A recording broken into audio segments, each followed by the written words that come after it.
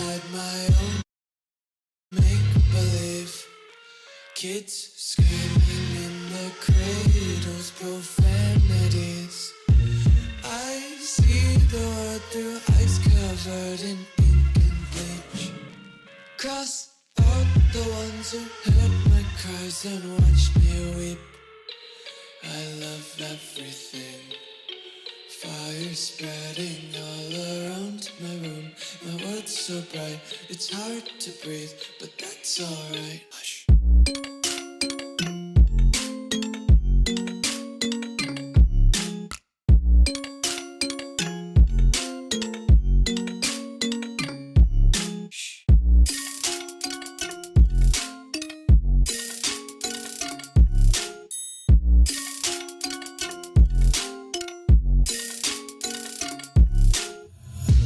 Take my eyes open to force reality.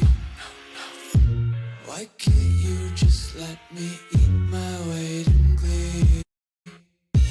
I live inside my own world of make-believe.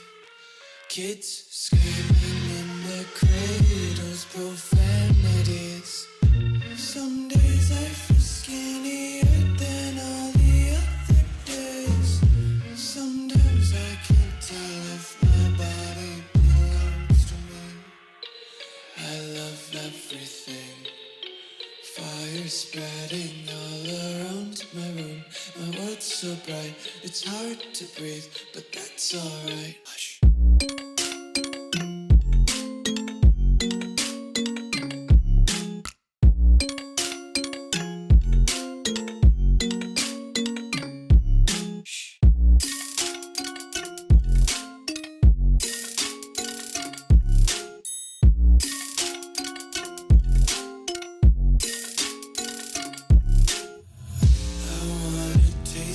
Content, hold your breath and feel the tension. Devils hide behind redemption. Honesty is a one-way gate to hell. I wanna taste consumption. Breathe faster to waste oxygen.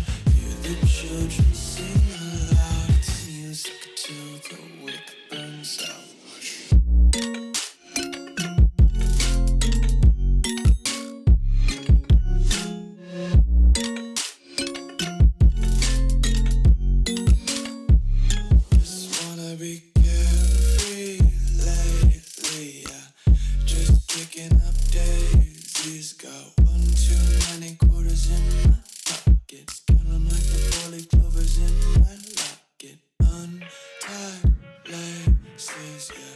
Just tripping on day. Dreams got dirty little lullabies playing on repeat. Might as well just ride around the nursery and count sheep.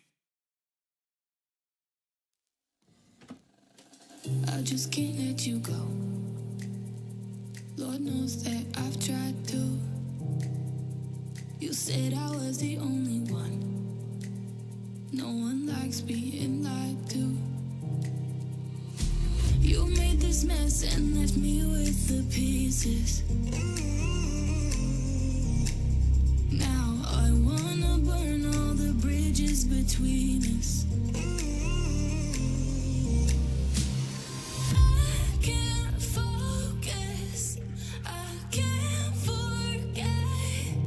I've been thinking too much lately. I just need to clear my head. I just need to clear my head.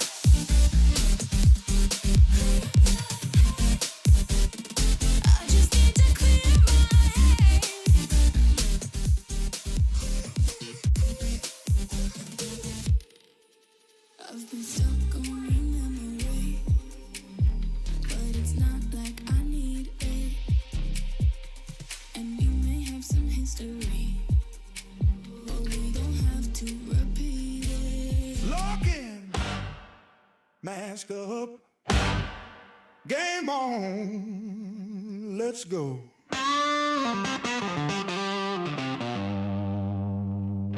Minnesota Airsoft Association, call your hits, feel the elevation. Hey. Snow, sun, we're running every nation. Minnesota Airsoft Association. Association.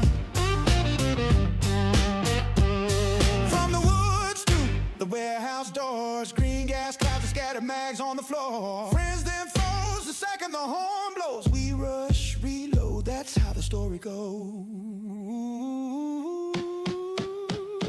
Minnesota Airsoft Association. Call your hits, feel the elevation. Oh yeah, squad up strong, this is dedication. Minnesota Airsoft Association.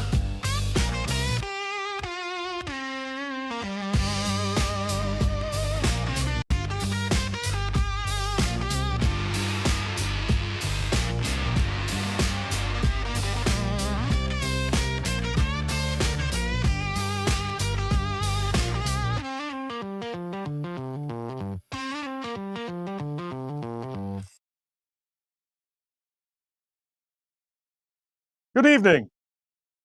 We're live, and it's a Friday, and we're a little discombobulated. We hope you are not, or maybe you are. Maybe that's where you want to be on a Friday night. Welcome to a different kind of stream. Hopefully, we're planning to do so. The thought behind this is twofold, and then we'll do introductions. But first, we'll just talk about this. We want to do a stream where we're actually going to work on stuff. It's not an ignore you stream for those of you guys who know what that is. So we are engaged. We want actually to be engaged, but we want to show things. And frankly, we want to work on things. When I say that, I have stuff I need to be working on. And I figured if I'm going to work on it, why not just video it? Like share it with you guys. And if questions come up, so much the better. Like there's things that everybody does that are unique and you might notice it on the field and you can ask questions then, but maybe you'll notice it tonight and that's a good thing. So, hey, how you doing? It's our very special, we're not sure, we'll call it workshop stream right now because we're actually workshopping this as we're going. Maybe it's the too hot to go outside or do anything stream. It's not that bad out, you wuss. Stop. You're going to scare people from going out this weekend. Unless, like, if it's 90 today, but it's 80 tomorrow, that's so much better. Hey, it's Gabe from the Minnesota Airsoft Association. We are here with Cobra Alex. Indeed. And a very dressed up David from Project Echo Airsoft. Roger. Check. Gotcha. Most of that came through. Some of that came through. See, this is why it's a workshop stream. He's got to work on it. He's got to work on his. That worked. That worked. Good. Mic checker. Echoes. I am Echo 1. So expect the same amount of chaos that we normally have, but now with technology and for other things. Hopefully no one cuts themselves on cam because that will be against YouTube's TOS, or at least we'll have to pour out the blood.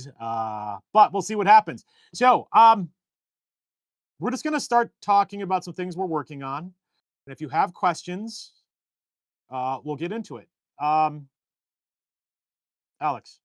why don't you tell us what you're thinking about with your shotgun? So right now, this is everything. Well, we're gearing up for BNI for Sunday. Yeah, we all are in different ways. We all are in different ways. Yeah.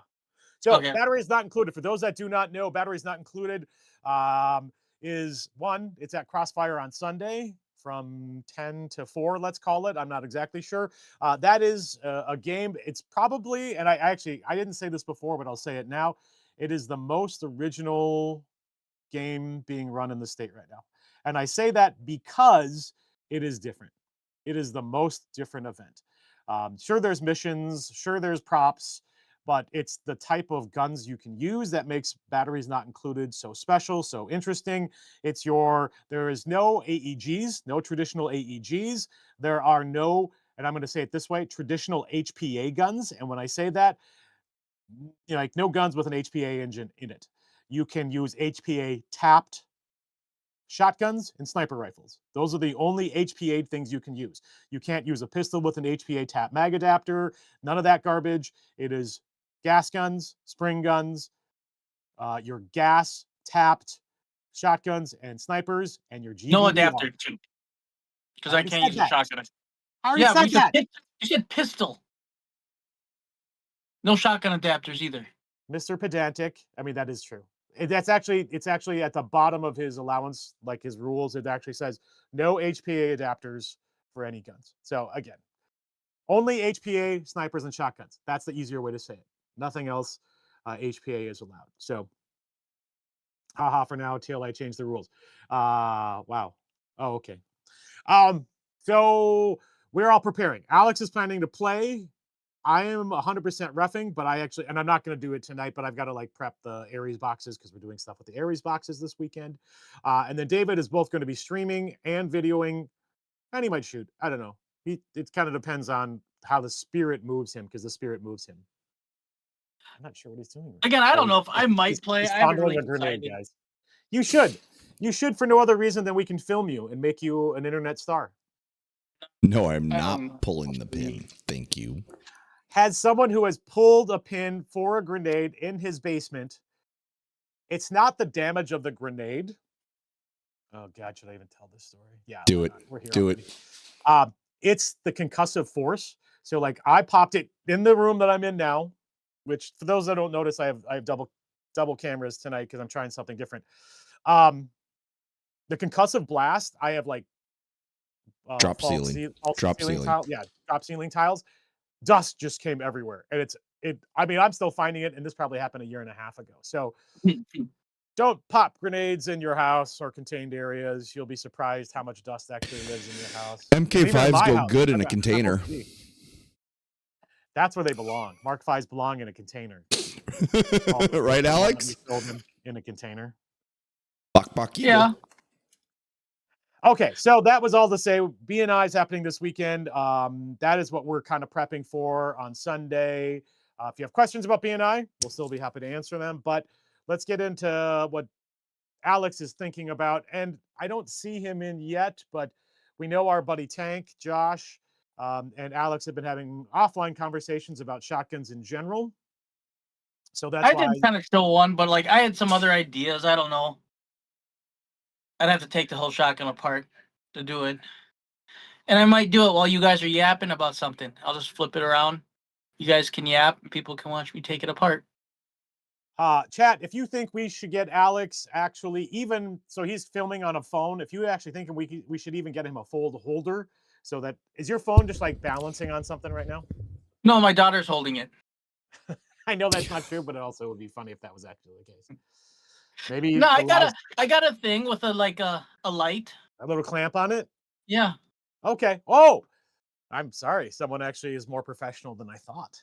Yeah. Well, talk about shotguns. Okay, so here's the thing, guys. We want this to be, and I'm talking to Alex as much as everybody else, we want this to be focused. So if you have something you want to talk about, this is for us, or chat that you would like us to look at, that's part of this. But also, the point of a workshop stream is that we're actually going to work on stuff.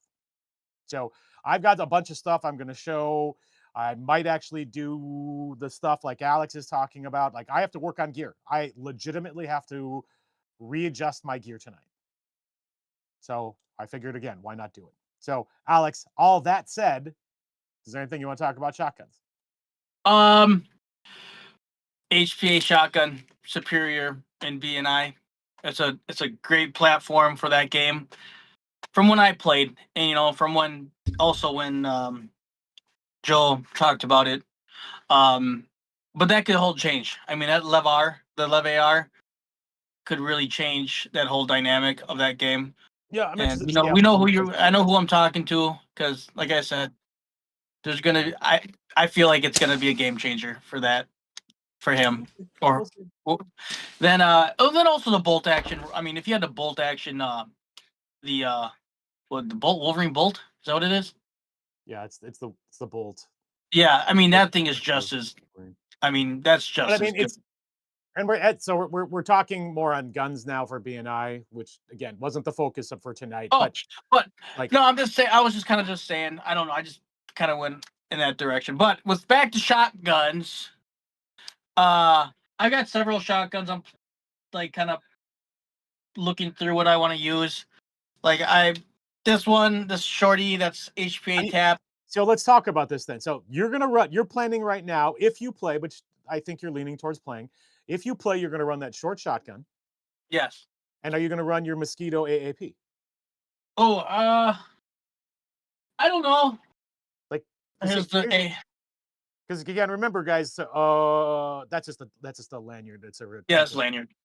So remember, pistols you can carry as many mags as you want. So that's a benefit to carrying a pistol, no matter what. It's either that or I was gonna go with something that maybe has like a heavier punch. But I feel that the shotgun's a heavier punch. The shotgun will have whether you use the short one or if you decide to bring your long one, your new modded long one. So, yeah, and then here's the long one that was. I mean, it's a bitch. It's heavy. Right? It's a big one. Yeah, it's a full size. It's a full size. And I don't know, for my testing of shooting it, man, that thing really shot really well. You noticed. Huh? Yeah, like not only that, it had a different bucking in it too. I don't know. I've never seen a bucking like that, and maybe that was it. I don't know. But I never take shotguns apart. So, but that, and then if Tank gets on here, I have a new idea on how to streamline a tapped HPA gun if somebody wants to do it or try it, or I don't know. What's the weight of a shotgun? Which shotgun? Slim. What? Someone's asking. Shotgun. I assume the heavy one. The full size. I don't know. Maybe the weight of a M4, like a full. I bet you it's heavier. Nah. Think? I've got an 870, and I think I won't run it because it's too heavy. Really? You think an 870 heavy? I'm a. Despite how I look as a silverback, I'm a pansy. Yeah, don't you have a scale in there? What kind of workshop stream is this? They're about the same. But the Marui is all metal, it's heavy duty metal. Yeah. And these Jag arms, you can totally tell the difference. Okay. And then I also got this pig, the double. I mean, that would make good for good videos. And I might even use this one. Yeah, and then that would make for good video. Not only is it a double, it's also pretty. I've got it where you can pretty much charge. So that's one route, that. There's your one pump, but I've modified it where I can just keep going. Where just dumps one big load on someone. So. Well, and that's where they cancel us. Yeah, Friday night. It's a Friday night vibe, dumping loads. I'm just saying, I'm gonna, mag dump. Talk about loads. I'm gonna dump a load here. This is honestly the first time I've put the new prototypes on, and he got engineering right down to micrometers. Yeah, this is awesome. So, what glasses are those? M2s. Yeah, but I know, but what glass? The M2s? Okay. So, this is where, shout out to Tyler, who's on from B-Fly. He's been working and creating different models of adapters for glasses. David has sent some in. I know that if you have something weird, he'd be happy to chat with you, and you can send it to, you could have to send it to him. Send him the pair so he does a loaner program. He will send you a slip. You ship it to him. You move to the front of the line. He models them and sends you back with a prototype of the adapters. It's a win-win. And then you don't know this either, but when you get it back, you have to model it for him. This Friday night. Sorry. Yeah. No. Sorry. That was. I already. When I'm done here, I'm gonna go throw on the Project Echo banana hammock and model it for him. Put the goggles on. Mm-hmm. That's not a nose. So that's what David's working on tonight. So he got his new adapters for his glasses. So I've had them. I've just been so damn busy. Yeah. Well, how's your eye? Doesn't remember. It's there. Okay. David still has 2 eyes for now. I have gear too to work on, but me, I don't want focus. Stay on target. What do you have to work on? Stuff. I don't know. Like I said, I was thinking. thinking about this, taking apart this shotgun quick, and then you guys yap or something. I don't know. Guys, this is the tweezers. I'm going to start pulling out nose hair. I have a couple here that are. Oh, do I?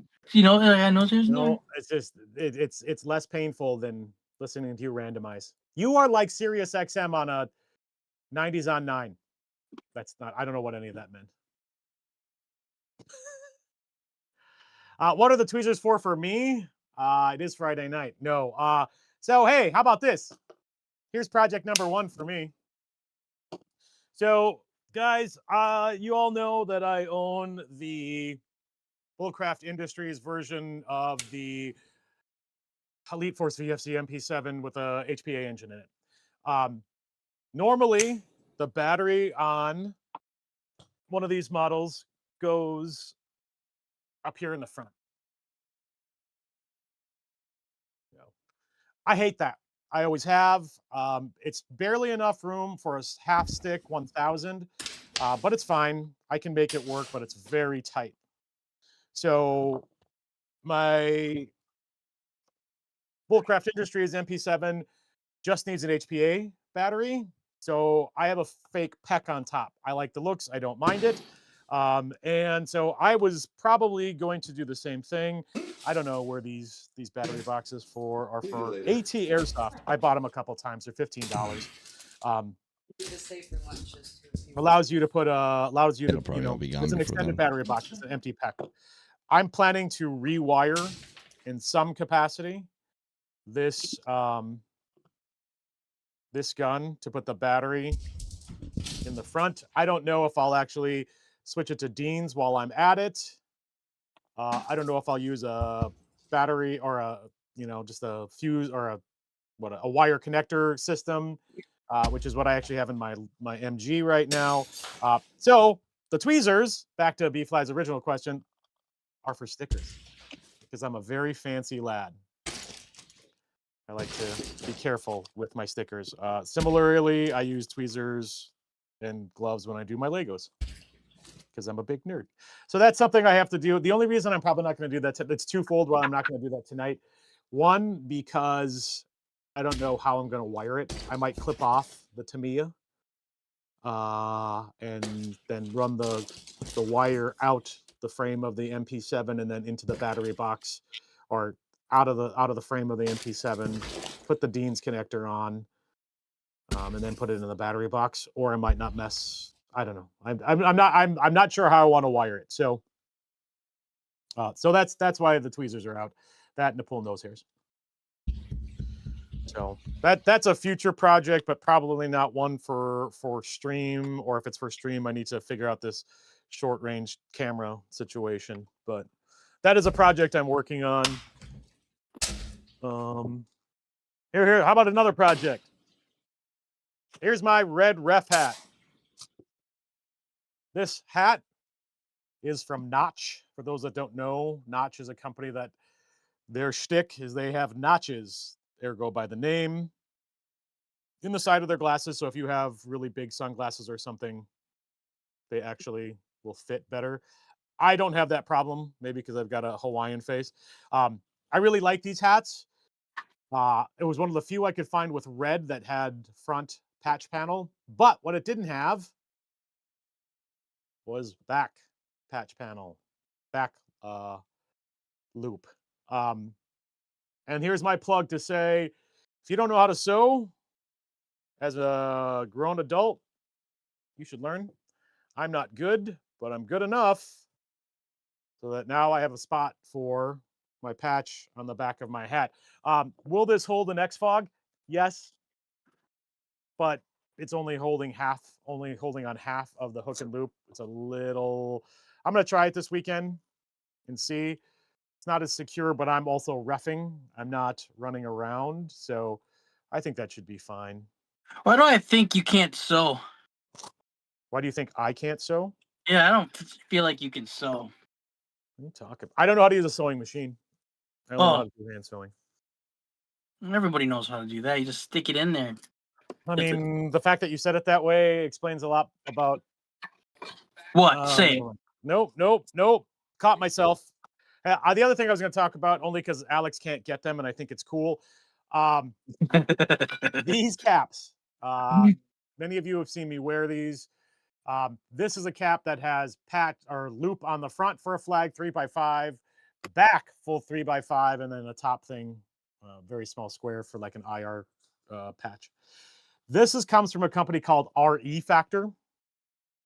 This is called the Blast Cap, and they are awesome hats. I love them, and they're on sale, but they don't have any colors left, and they're basically selling out of them. So this is what I wanted my red hat to be. Just orange. But only orange. And I did buy 2 oranges, so now I own one of every. Actually, I own 2 of every Blast Cap from RE Factor. But I've used the back of X5 before. Nobody wants orange. Yeah, it's like a hunting hat at that point. Hey, here's something I was going to say about gear, and then I'm going to pull some stuff up to look at. I will probably do a different video, just like a hot take. And we have, on occasion, rare occasion, mocked Alex for some of his gear choices. But I'm going to say all gear is good if you like it. There is no perfect gear. There is no, wait, I was going to say there is no best. There is best in class. There is quality gear and garbage gear. But for most airsofters, what people need is very limited. Oh, by the way, you're also getting free feet. In some streams, you'd have to pay for groin and feet, but Alex is showing both for free. What? So, yeah, no, I'm watching you, dude. I'm watching you. So, when we're talking about gear, guys, there's a look you want, cool, buy that gear. But when you're starting out, or even when you're an experienced player, if there's stuff that you like, that's all that matters, is that you like it. So don't feel pressure from geardos, gear whores like me, who I won't make fun of people for not having Gucci name brand gear, because I know what Gucci name brand gear costs, and I'm a snob, and my bank account totally. Well, some people are intimidated too by by people who are in gear. You know, yeah, like they think they need to go buy like the high speed multicam and all that stuff, and you don't need that. And I actually, like, if you ever see me, like, I don't know. I think we're pretty approachable. That said, I don't know if my gear screams, "Don't talk to me, I'm a high speed operator." I think my belly kind of says I'm not that, but but either way, like, yeah, man, like, you definitely will go to games and you'll see those decked out guys, especially when they're wearing their helmets and their nods. That's when you get in that level. I'll be honest, when I see that stuff, I'm usually like, all right. Well, you're usually like, I'm gonna buy some nods. Oh, my camera went goofy for a second on the stream. Is that you, David? Uh-oh. That's me. Don't mind me. I'm setting up my second camera. Aha! Oh, we're all doing second cam. This is the world we're in now. We are some tech. This is the workshop aspect. Not only workshopping guns, not only workshopping gear, we're also workshopping our technology. But again, like I said back in the beginning for this, like, ultimately, we'd like to be doing things where if someone goes, "Hey, can you zoom in on that?" and we hopefully will be able to at some point. So, I'm looking at the chat here. Yeah, rule of cool, dude. And here's is there part of airsoft where you pay to play? 100%. 100%. You can get a great gun. My sniper rifle that I've never fielded was a total pay to play exercise. I bought something top of the line. I bought something standard, bought something top of the line HPA insert, threw it in, and I did it to prove that I could make a fully functional, very high end sniper rifle in a half hour when other people were putting a ton of work in and a ton of effort. So, like, that was me more thumbing my nose at the establishment. But yeah. Who? I just gotta suck in the whole time now. Who's the establishment? The establishment are all those people who go, my gun can shoot 350 feet. Or if you're Alistair, 500 yards. He's not here to defend himself, so yes, let's say Alistair. I will say that my Levar, we ranged out 300, and I was able to float targets. I was able to float. So I'm bringing it this weekend. I don't know if I'll like do some a butterfly, or was it sting like a bee? No, it's sting like a bee. Float like a butterfly, sting like a bee.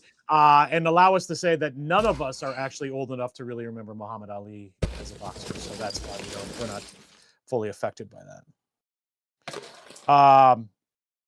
Yeah, man. If you like your gear, that's what matters. Like Reddit is full of, and here was a hot take video I took, and then I didn't actually publish it. Is stop fishing for compliments. Whoa.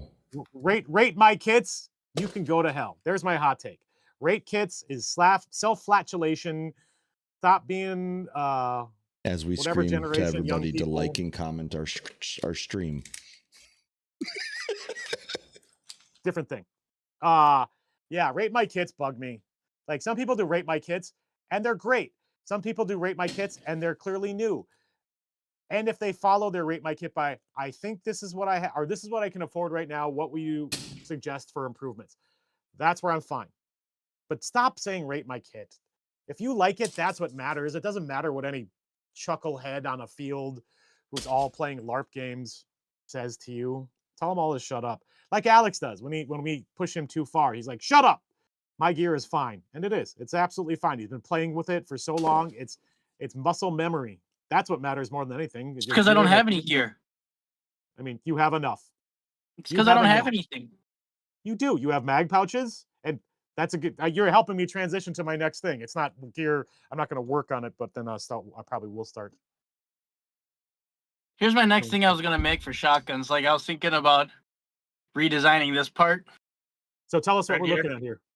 So this is where the air actually goes in. Here's your air tank for the shotgun. And then so when you have your gas air, no, this is like the ass. Not a nozzle. It's that's where the air fixes right into the into the gas reservoir. So here's the shotgun, and then that's where the fix is in there. Anyways, my whole thing was thinking about redesigning this piece right here, and then like threading this so it could take some lines if I can find it. Cocaine. It is a Friday night. The beer 30. So it could take like remote. Yeah, standard. So standard. Yeah. So that way you can just screw it in, and then. Oh, and I suppose HPA guns like so. That's the what is the name of that regular pressure valve? I don't know. No, but that's an HPA line, right? That's the default. Yeah, that's the. I'm just trying to think, chat. What do we call that? The one that comes with all your HPA guns by default, the rubber one with the thread. Like most of us have upgraded to the threaded, but either way, that's what you want to do. You want to make it so that you can thread that in to make it easier. Yeah, what sucks is that. Yes, but what sucks then you got to modify your grip and stuff. But yeah, but that's the easy part, man. That tends to be easier. So, but I like to be able to like make things where like if I do drill into it and tap it, that I can just seal it up with a set screw, and like then it's back to stock version. Yeah. I mean, there's very few reasons that we probably have to go back to it, to be honest, but I guess there is some. But yeah, that's one of my things. Like I said, guys, if you need any shotgun help, if you got a broken shotgun, let me know. Give it to Alex. Yeah. You could you could sell me a shotgun for $30 and fix it in a hotel room with nothing. With a Swiss Army knife. He loves that story, chat. Hey, that was a great story. It is a good story. You actually have the better buying stories than anyone else. This is like in the Lego community when someone's like, I was driving through a small town and there was a garage sale and I bought $5,000 worth of Legos for $20 because some old lady didn't know what she had. That's the stories that Alex consistently has about buying airsoft stuff. All right, I'm going to talk gear for a second. So let's talk gear. The first thing I was going to say was, what do you guys carry? And when I say, what do you guys, not Alex, Alex is out of this discussion because he's a simple soul. What do you carry on you in your rig? And what I'm talking about specifically, and I'll show you. So I have a dangler. First, let me take a step back. I run a placard system. I hate plate carriers. I'm not a split front MAV guy. I'm not a belt guy. I'm a placard guy. And a placard basically is a small chest section that then you can do all sorts of wackadoodle shit to. Like, if you look at this might as well be a plate carrier, but it's not. And that's the way I want it. And so, like, a placard system incorporates a lot of hook and loop so that you can add things like danglers and side pouches or wings, or, and mine are all first spear tubes, kind of things. Like, I'm the kind of guy who, this rig is probably 10 different manufacturers of gear, just because there were things I liked. Back to my initial comment, what do you carry? And when I say that, here's where that second camera, I carry a vial of over-the-counter drugs.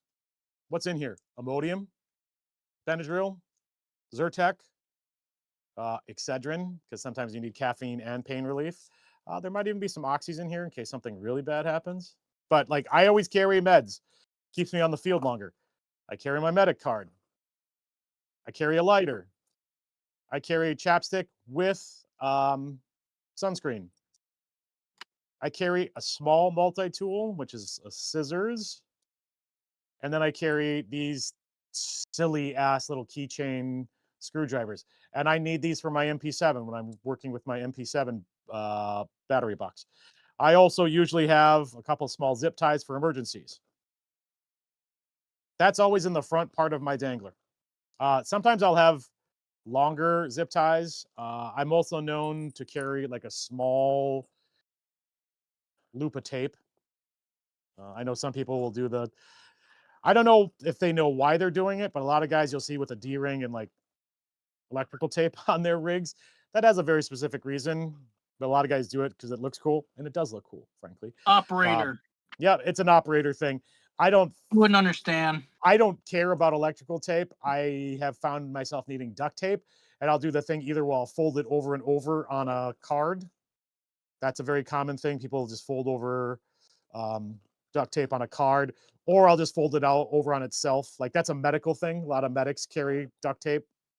What gear do you carry? Like, on top of that, I mean, I have my dead rags. So that's my dangler pouch. This is a JSTA, just the pouch from Spiritus. They do make clones. And then I carry a Sharpie, space pen, carry mini shears. I always carry a tablet. And I'll be honest, I've never used that tablet, but I've used the Sharpie and the mini shears.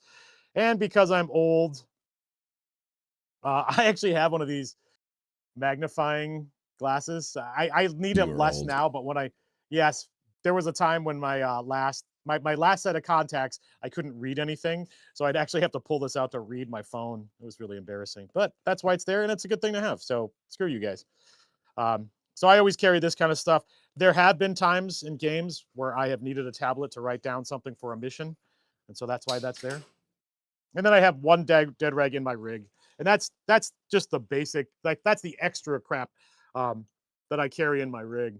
I'll also say, so I resisted multicam for a long time.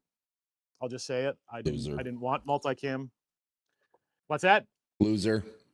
Yeah, it wasn't until I started playing Third Coast games with our buddy Rich on Baker, where I was like, we run brown. Crap. Okay, I got to run brown. Historically, I have been a multicam guy, and here's where I'll say, for the most part, I have two of exactly the same rig. There are minor differences based on gear that I've purchased in the past that I can't get anymore. Yep. Which sucks, but that's the way it is. You have the wrong patch on there, by the way. Which one? On the front. I have the Airtism. I have down because it's my primary. Which one's down here? There. Oh. That should be that MAA one should be a tan MAA. Not on the OD rig. Oh, not on the M81 rig. Oh, that is on that M81. Oh, I thought you had it. Oh, I did. That's how fast I am. Oh, I looked down to do something. I actually need to. So I know some fields don't like you to carry a real knife. And when they don't, I pull this out. But other than that, I like to have a small fixed blade for utility purposes. I'm not a ninja. I'm not trying to do anything crazy. I just like to have a blade on me. So this actually still has a tablet, still has a space pen, still has a Sharpie. Like all that stuff is duplicated into my woodland rig. Like I said, it's slightly different, but it has the same basic components. It's a Mark IV placard with a dangler, adjust a pouch, a GP small, a Haley flat pack on the back. The strapping system is slightly different between them, which is getting me to the other thing I was going to talk about. So I haven't worn this M81 rig in a while. It's last time I even brought it out, it was for con, and so the straps were all super small. Here's from an IT guy. If you need to cinch up straps, many systems have hook and loop at the end of the straps already. It's very nice if they do. If they don't, buy Velcro cable wraps. You can buy them in little loops like this, and they are a godsend for securing things. Not only your straps, but like if you need to, secure something to a side shoulder strap or something like that. I love this. Some people use rubber bands, some people use Ranger bands, some people use paracord, some people use shock cord. What do you guys use? What do you guys like? There's advantages and disadvantages to lots of things. I tend to use a lot of these mostly on straps, but I always carry some extras in my, like I carry a tool bag, not on field, but I always have a tool bag whenever I play. And I have a whole roll of these just so that, again, now if you want to cut it so it's not looped for a cable, cool too. I also use these on most of my cables around the house, but again, as an IT guy with OCD, I use that a lot. Looking here, comms depending on game. Yeah, comms. I actually, this is an interesting thing. We can. I've got so many rigs. I pull this one out, and you'll notice it looked almost exactly the same. This is my referee rig. I use my radio pouch currently is the Bees Combat Systems fold out radio pouch. So you put your radio in. You loop this over the antenna, you loop this over the volume, and then you can open and close it as you need to. Here's my problem. I love this pouch. I almost never look at my radio once I'm playing. So it's kind of a pointless piece of gear, if I'm being completely honest. And the other thing about my gear is I run my gear, so my PTT, and I run also a Disco 32 I don't know if I can actually show this properly. I run a Disco 32 antenna. It's I don't know, let's call it a 4 feet antenna. It's a soft antenna that you can roll through or put through your gear. I have been running it for a long time, but when this is connected to my radio, and here's where I'll try to get closer on this, everything is so locked in, I actually have to unplug it in order to open up to look at my radio anyway. So I'm actually probably going to start moving my primary radio to my back, and if I need a secondary radio, maybe I'll wear it on the front. Just because, we were just talking about it last stream. Actually, it was after last stream, where our buddy Rich had bought a new radio and he had it in a pouch on his back. It was a purpose-driven pouch. I'm not sure what pouch it was, but it was a purpose-driven pouch, and it kept on changing the channel on him to the point where he had to have people like go into his gear that was on his back. So I'm a big fan of making sure your radios are secure, but also and this is something that I have done in the past. I will lock down my gear so tight that if I ever have to have someone else help me with it, they are flummoxed by my levels of OCD. So yeah, let's see. Coyote Brown gear with Marpat or M81 BDUs for me. I resist this multicam for a long time, but it's so common. Yeah, that's the thing, man. Like, so if we're talking about gear, and again, I am a gear whore. I'm admittedly a gear whore. I'll wait for special drops, and stuff is sometimes more expensive. Like waiting for that M81 flat pack from Haley. It wasn't any more expected, but it was a limited drop, and once it dropped, it sold out in like an hour. I don't even know what that is. That's okay. I'm talking to my people right now. Oh, You are my people when we go out to eat. Yeah. So look at him. He's testing testing the X-Fog in the back of his hat. What hat are you running? Do you have something that's got hook and loop on loop on the back? Yeah, just one strip though. Okay. Yeah, one strip. But it seemed to hold, right? So yeah, it's I'm encouraged by it again. I think, if I'm being honest, if we have 80s and it's still humid, I think Crossfire could get a little steamy. I think we could get a little fog out there because we got to wear gasket kits at Crossfire as well. So, are you running it mid or are you running it just at the top section of your? Right now, a little high. Yeah, I might move it down just to run it. I think mid might. Yeah, mid holds it better. Yeah, that's what I was. That's what gasket smash. Again, that's gear related. And again, we're roughing mostly. So I have gasket kits. Everything's blocked because my V-Fly. Actually, it's really interesting. Like those gasket kit, that gasket kit is very, or the seal on that is a lot more subtle than it is on like my Oakleys. You are not getting, like, literally, if I wear my gasket, there's more gaps than if I'm wearing them without Oh, if you're running the VMAX. Yeah. The VMAX, actually, I actually can't run a VMAX without a modification because I've got a flat face. It actually pushes the goggles even farther forward. So my problem is if I run my ESSs with the VMAX, it hurts right here and it sits. But now I'm going to have to make a couple setups here because obviously I'm not running this come October.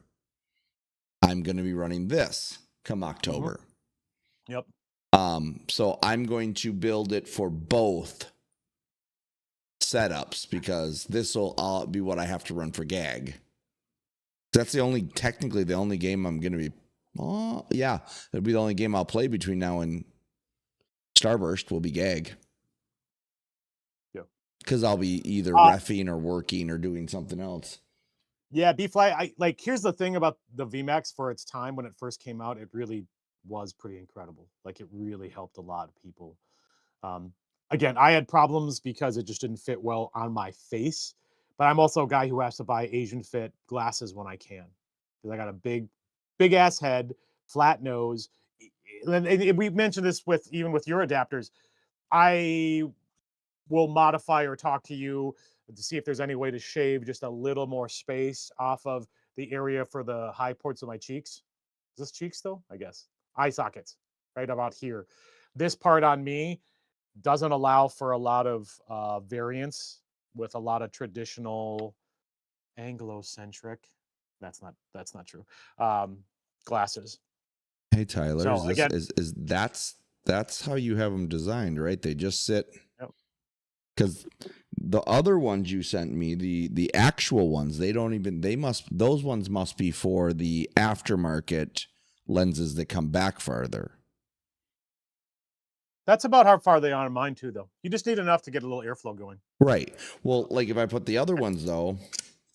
And is those set up for OEM 4mm or the right now it's OEM. Yeah, I'm gonna run OEM on these for my ref gear.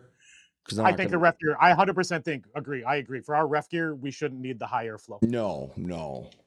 But if I run his, I think these were the actual ones. Oh, I guess they do clip into place there. Like I was thinking I like that. He has them. Like, you're doing that with the baseball cap? If I clip them in the exact same spot, that's what I get. Oh, yeah, no. Yeah, so you have to push them forward to the next click on these. Yep. But then they should just go into the just enough. Hey guys, if you I can't do that. Are you sure? Well, no, I can't do what I wanted to do. It'll change things. I'll have to if I hit this button, all of our cameras change. Because I haven't set it up yet. So yeah, guys, 15% off at B-Fly. Tyler, that's what also happens to me. I just don't care. Like if something gets into my nose well and gets into gets past my gasket kit, which actually that's the thing, it creates a gap for me. but I can still, like, you still can't get to my eyes, but still, it's just going to bounce around, and hitting the bridge of my nose it's going to deflect the primary force. Now, do I want to get shot in the eye? Of course I don't. But like, yeah, I'm not worried about that. I could have sworn these are OEM lenses. Apparently, the one because it came with Sugar boy. I don't him. have all my stuff. Do you have? So here's the thing. So we'll take more videos of it, guys. Whether you can wear, I don't know. This is also, what do you wear, right? Like, I love to wear a ball cap. I have seen people run X-Fogs also in the same manner on a short boonie, not a full size boonie, but like, you can run an X-Fog on a hat. You can run X-Fog comes with a head strap. I think it's silly and uncomfortable, but like, you do not need a helmet to run an X-Fog. Though, and you might have seen B-Fly reached out or were commented on my last brain dump. I still think if you're going to use the bore up kit, it is better that you have a way to affix that tubing to something. So like, there is actually a set of hats. They're on Alibaba Express, that actually have little loops on the side that you can put your glasses in so they don't fall out. I don't know. Like, I saw it and I was like, is that a problem for people with their glasses? Like, on your head, not on your face. And I was like, oh, I have considered sewing loops onto my hats. So I will tell you, those hats are amazing for like me working in the trades outside. I bet you. So then I take them and I put them and they hold it. So, because if I don't wear that hat and I go to look in the hole, buy another pair of Milwaukee's. Yeah. Thank God you're only $7. Which is why guys in the trades always run cheap ass sunglasses, because they have to. I'm sending Tyler a set of my Milwaukee's because I'm gonna have him make me, and I'm gonna if we get more days like this, I'll run my X-Fog at work. So shout out to Aaron from X-Fog. He was recently at a paintball game where a lot of people he was showing those. He actually sells a lot of these to the trades. Oh yeah, he sells these to the trades too. Dude, he sells them to hospitals and the trades, and I thought he said one time that he does more than 50% of his business outside of paintball and airsoft. I would bet, because there's a lot of people who are, again, paintball and airsofters wear their glasses and masks for a couple hours at a time. There are guys who wear their glasses all day. Hey Gabe, talking about fixing stuff to your stuff, dude, there's a company out there that make these little adapters. They're really cool. You can get 15% off if you use code ECHO15 at checkout. I do have some. I'm actually still thinking about trying to run my X-Fog somewhere else. And based off of Alex's project that he mentioned on Wednesday, like, being able to run them in different places, I've had mixed luck on the hats with those. I'm just gonna say, like, I would actually put elastic on the side of my hats. I'm trying to figure out, how do you guys run the plumbing on the hat? Like, do you run it through your ears? Look at that. Back? Look at that. I don't. That thing is on there. So that would be the reason to run something like that. I don't have any of that. Mine are cut in such a way, and then I'm using B-Fly's angled adapters so that it comes out of the X-Fog on the back of my head, and then automatically just loops forward. Then I've got a 45 going straight down, and then the adapter that goes into, the elbow that goes into the adapters. So everything sticks really close to my head and it doesn't flop. If I were going to, as I mentioned on my brain dump, when I'm running the bore up kit, which is the 6mm, and I actually do have that here, the 6mm. So for those that don't know, this is the stock tube. This is 4mm. This is B-Fly's. I think Novrich uses this tube, right? That is the Novrich tube. Yeah, it is the. Yeah, so that is the. I don't want. I'm just not going to. I'm not going to give him credit for anything. So no, it's the same look design. At this tube, which is the OEM X-Fog tube, fully goes into the the 6mm bore. And actually, it says. I think he says 6, but I think that you can put more than one BB. There's going to be wiggle room for a BB in here. Either way, you get a lot more airflow, but it's just, so like this one, I can easily bend. This one, I don't know if I could do that. Doesn't. So, Gabe, we'll talk about it this weekend. Do you come 90 out of your adapters on the glasses? Do you want me to go get it? Yeah, go get it. I'll go get it. I got to cheat off you. I'm going to keep my mic on so you can all hear me fumbling around, but I'm not going to. Dude, he's going to fall down the steps, watch. And we're all going to giggle. Because that's the... If you come 90 up, they sit at a weird...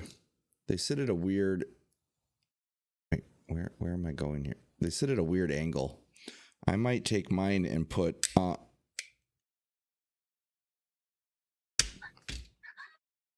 He is so stealing all... Tyler's stealing all of our video from today and posting it on his Instagram. You know he is.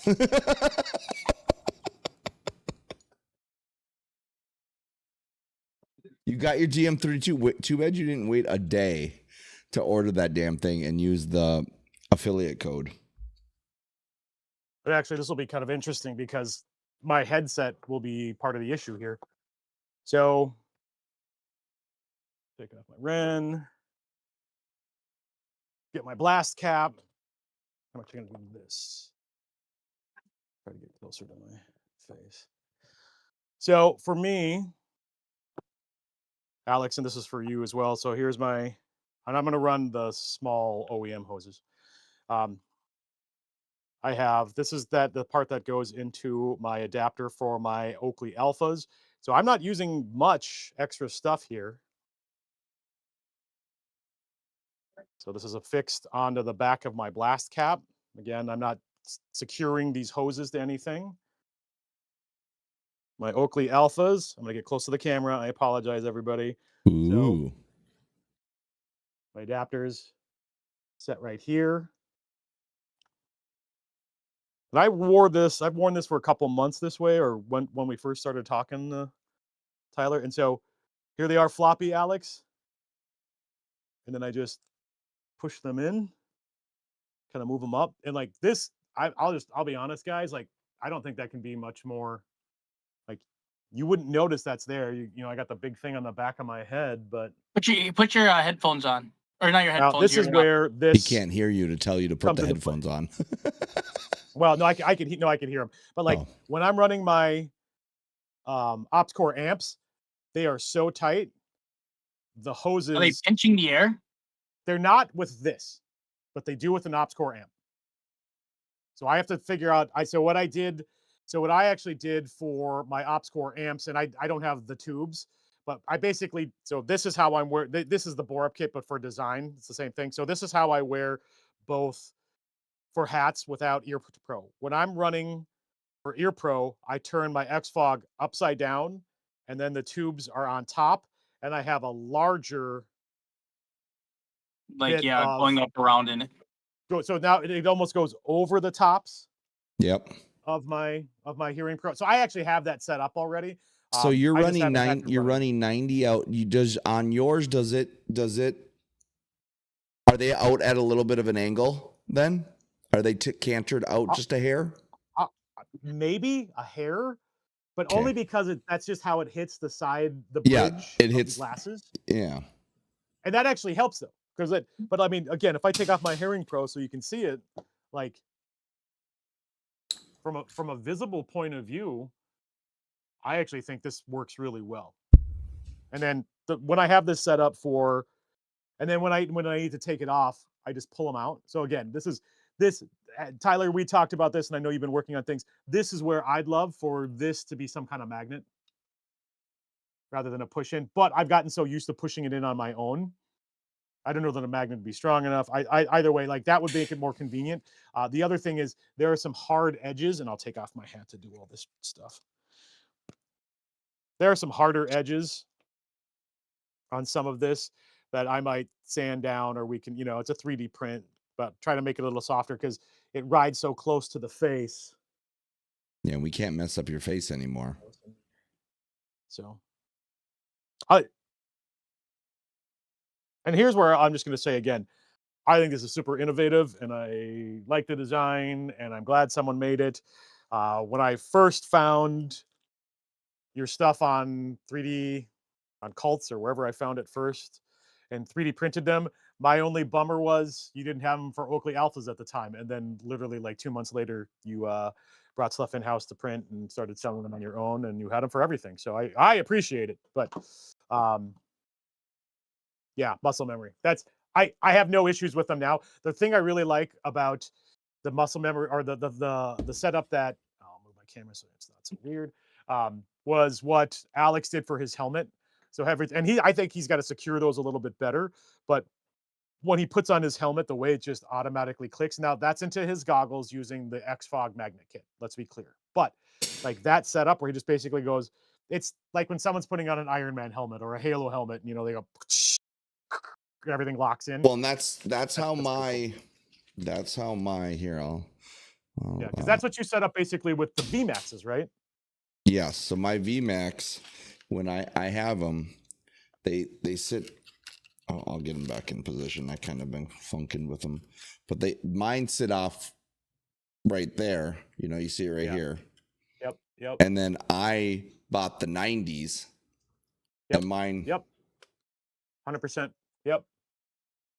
And this is another thing, guys. Like, I'm looking at the names here. We don't have a huge amount of people tonight. Apex, sorry, I don't think any of us are playing tomorrow, but we'll all be at Crossfire for batteries not included on Sunday. I see people every game fogging.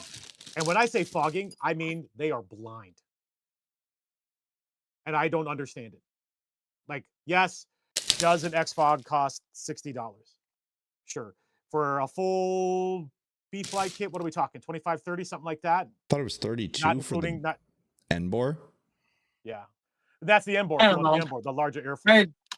I don't know what I bought. I just got a buck. What we need to do is we just need to sit together and look at it. Because Alex, I guarantee you'll be able to figure out something for your hat. Again, I really like this. And this is like the X-Fog is maybe a little heavy, but like this setup, I'm wiggling. They're fighting. This is great. This is great for me. And then I will also say I just don't fog that much when I'm running my Oakley Alphas. I also wear a boonie cap too. That's another. And the thing with the boonie is then you'd have to either and I've done it too, right? Like I actually have a boonie that I've modified so I can wear my ops core, and basically I cut the sides of the boonie and put hook and loop so I can unstrap it, put my headset on, and then reclose it. Now, is it fully sealed? Is nice for that. Also, you could try to do the fold up, but your hoses are going to be the problem. If you run it under though, like we are, Alex, it doesn't matter where your hat is because you can wear a boonie. It'll be absolutely fine. So yeah, this is that portion of tweaking your gear, guys. And I went back to like every game I go to, I see people fogging and terrible fogging. And this is right up there with my hot take about if you have a holster that sucks, you have a $20 holster and a $200 gun, what are you even doing? If you can't play because your goggles suck, your mask sucks, or you haven't taken the extra time to do something to mitigate that, X-Fog, I don't care what kind of fog or what kind of fan. If you don't have something like that, or even our little hand fans that we carry, like if you haven't just purchased that, stop buying extra airsoft crap and buy something that allows you to play the game longer. So no, just put it in your pocket. Put what in my pocket? Tyler, I will say though, make sure you're making enough money to stay in business, and make sure you're making enough money that I'm with you on the whole thing, but too many people. What did he say? Did he say something? He says my goal is to keep people fog free and not make a killing. But yeah, it's a little bit of both. No, it can be both, dude. They don't have to be mutually exclusive. And I actually thought what you were doing was you were creating a still suit for yourself so you could filter and drink your own urine. Hey, I got one thing that I always try to keep in my kit. I'm having. Yeah. What else do you carry in your kit? I'm actually not working on any gear that I said I was going to work on. Right in the back of the pouch here. The best part about this is on your back.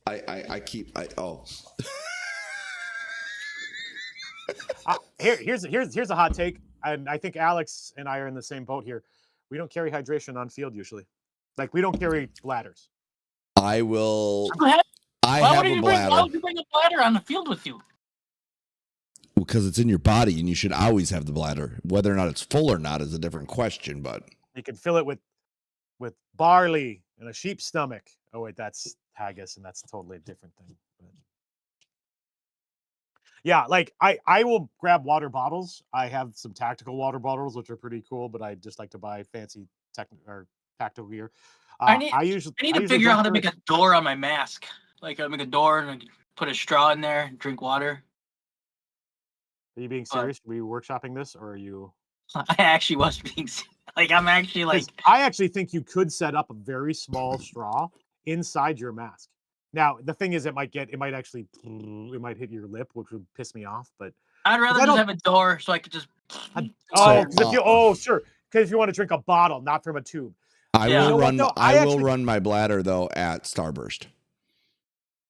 I have a little one. I have one that's. I have one of I have a kangaroo pouch. Yeah. Maybe I'll be honest. I just don't like them. It's extra hoses, and I'll be honest. I don't have room for more hoses on my body. But actually, Alex, what we could actually do, honestly, is they make the for sport events, like they have the squeeze bottles, but then they have the ones, or they're almost like labs that have the hard. No. I was thinking about doing something like this, and be like, quick. Sure. No, you know what you need? You need the Homer Simpson hard hat set up with the two straws. Don't give him any ideas. Ooh, I'm gonna have to. You know what? This is gonna be my thing, dude. I'm gonna see if that works. I mean, so 100%. If you're trying to drink from a bottle, yep, I can see it. I can totally see it. Yep. I'd buy new masks to mod though, or. Well, these are like spare ones. Okay, cool. That's what I'm saying, right? Yeah, I wouldn't mess up ones you've already got, because here's my problem with the lower one that you've got. It's too much material. Like you got to figure out a way to streamline that material for a door. Put a hinge on it. Hey, and I'm not joking. You know what I'm thinking about again for a bottle? Like you could literally carry any. Oh, but then it wouldn't be sealed. I was thinking like hamster cages. They have the water bottle with the small angled metals straw. You could just find something like that you shoved into a water bottle. But again, when we're playing, and again, so guys, when Alex and I have played some of the larger games, there's usually Humvees that are like, you guys need water, and they just whip water bottles at you. Like, here, there's water everywhere. Yeah, there is, but it's in bottles.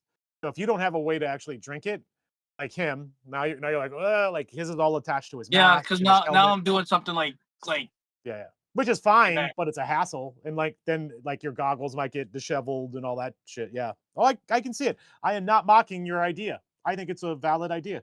I'm trying to think I use the not drinking water as an excuse when I do get dehydrated, just so I can just sit out. I take a nap. I pound water. Guys, I'm a gallon of water guy. I'm not more recently, but I have been known to drink a gallon of water as my regular thing. And yes, I do wake up like 4 times a night to pee.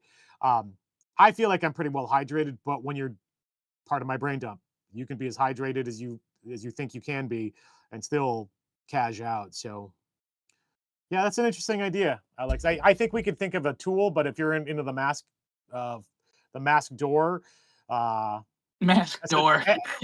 hey, S&M notwithstanding, I think there's a market for that. So go ahead. Do something. I'm gonna have to look at all these comments later. Can we record these comments so I can see them later?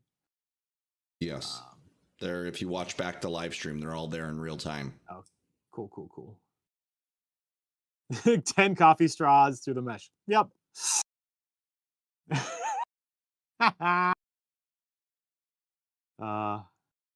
What movie are you gonna go see? I hope it's a good one. He said The Odyssey. Oh, is it? Oh, good. I'm interested. Give us a review. I like everyone who's in it. I don't like all the choices, but that won't bother me enough to not see it. In fact, I will probably look for a. That doesn't bother me. Everybody. I would never look for a non-legal cam to watch. That's what I do. Wink. So Airsoft guy said he would also have a mask with a door. Not a zipper. Not a zipper, but a door. Ooh, a zipper. You know what though? You could easily do that. So you hinge one side, magnet on the other, dude. Would you want the door to open like this or like that? I wouldn't want it to do other. I literally want it to just go out like that. That's how I do it. I wouldn't make it more like complicated. It like this. Well, then you got to do two. Then you got to do two hinges, and don't stop it. Stop it. Stop it. Stop it. If you do a double, then you're actually creating a weak spot for a BB to get through. I wouldn't do a double. I would do the door hinge with like magnets. Well, then stop playing. These are serious. Look at these people. These people, they believe us that everything we say is gospel. Only the truth. See, even in the background, they don't believe us. Look at David. David, what you're doing now is exactly what I had to do. I had to spin it until it held its spot. And once you get everything connected, it really stays that way. But yeah, I literally kept on just micro turns until it fit on. And as you guys saw, I have the M frames. I just don't know when I'm going to use them. Like I only use these. You should use them when you ref. Yes, that's exactly when I do use them. Yep. Reffing is so much easier with glasses. And then when we don't have to wear gasket kits, they're wonderful. Oh, I love not wearing have to wear a gasket kit. I don't wear gasket kits until they catch me. This is that thing where if we're wearing sunglasses, lenses, I know that people wouldn't. But I follow the rules.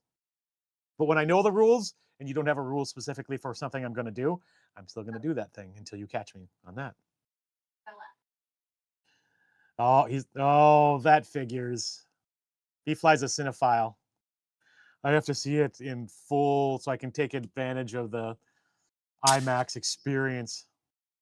I hate have a good one. Going to the theater. Oh, I love it. I love stealing salt. I love putting too much butter. Guys, I actually carry a spare little like camping bottle and I fill it with extra fake hot butter. And then a quarter of the way through my popcorn, I re-butter and I re-salt with their salt. Some places are getting careful and they don't put the salt out anymore. But I also have been known to bring my own popcorn salt. This has nothing to do with any gear at all, but it's an interesting thing. I'll carry a canteen. That'd be really helpful. I think it would be cool. So this is I wonder if I have it handy. I don't. I actually bought one of the Nalgene bottle straw systems because a lot of operators now are going back to Nalgene's. Bladders break, and when they do, it's just a hassle. So a lot of people are going back to Nalgene's.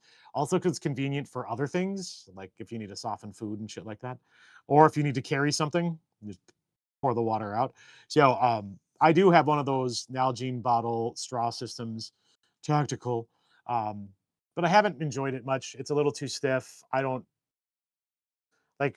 We were at Escape from Tarkov last weekend at Action Sports. There were guys who had those new ice flasks, which it's a full pouch system. And are you talking about like the whole like plate carrier? Nope. They're made by the same company. But what it is it's actually, and you could use them for chilling too.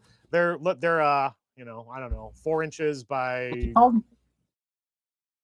Look up the plate carrier. Look up ice flask, tactical ice flask, something like that. They're basically canteens in a different shape that you can just kind of brick on your body. You can just like set them in different spots. Oh, okay, I see it. It's got a holster. Yeah. Post the link for chat, please. I'm not convinced on these. Yeah, I'm not convinced on these, but they're interesting. But I'm seeing a lot more people starting to run, and part of it's just an idea that they're trying to get people to buy into. It's a canteen. It's just a different shaped canteen. Their other thought is that like the shape of it, if you put it in certain parts of your body, it can actually cool you also, like an ice plate, but it's not a plate. It's just a canteen. So I actually think canteens are hella easy too, but in the end, just being able to, buy a 24 pack of Ice Mountain water bottles and having a dump pouch or somewhere to put that's the most important thing for me. Like I'm not usually worried about, again, bladder hoses. I've got my comms. You're running your comms, David, on your right, on your left as well, right? My left is my button. Well, I'm using shoulder mic, but yeah. Yeah. Sure, but like that's where your comms is there. Well, yeah, and that's because I'm a right-handed shooter, so I can I can be shooting, or technically speaking, you're supposed to run it offhand so you can still hold your weapon. But I'm underneath the opinion that I run a sling, so I can push out on my sling, still get some sort of stability, and while under fire. Well, and I run my sling tight. I literally can go from here to here without, And as soon as I push out, my sling locks because I run all the way to the front. We're not going to do it tonight, but we can do a whole, not an hour. We could do a whole segment on slings. Well, and there's lots of kinds of slings. I think we got a good opportunity here at some point, maybe to run out and like on a Saturday and do some videos about gear per se at a field. Just disappear from the regular game, and get in our kits and, do that because dress up together. Ooh.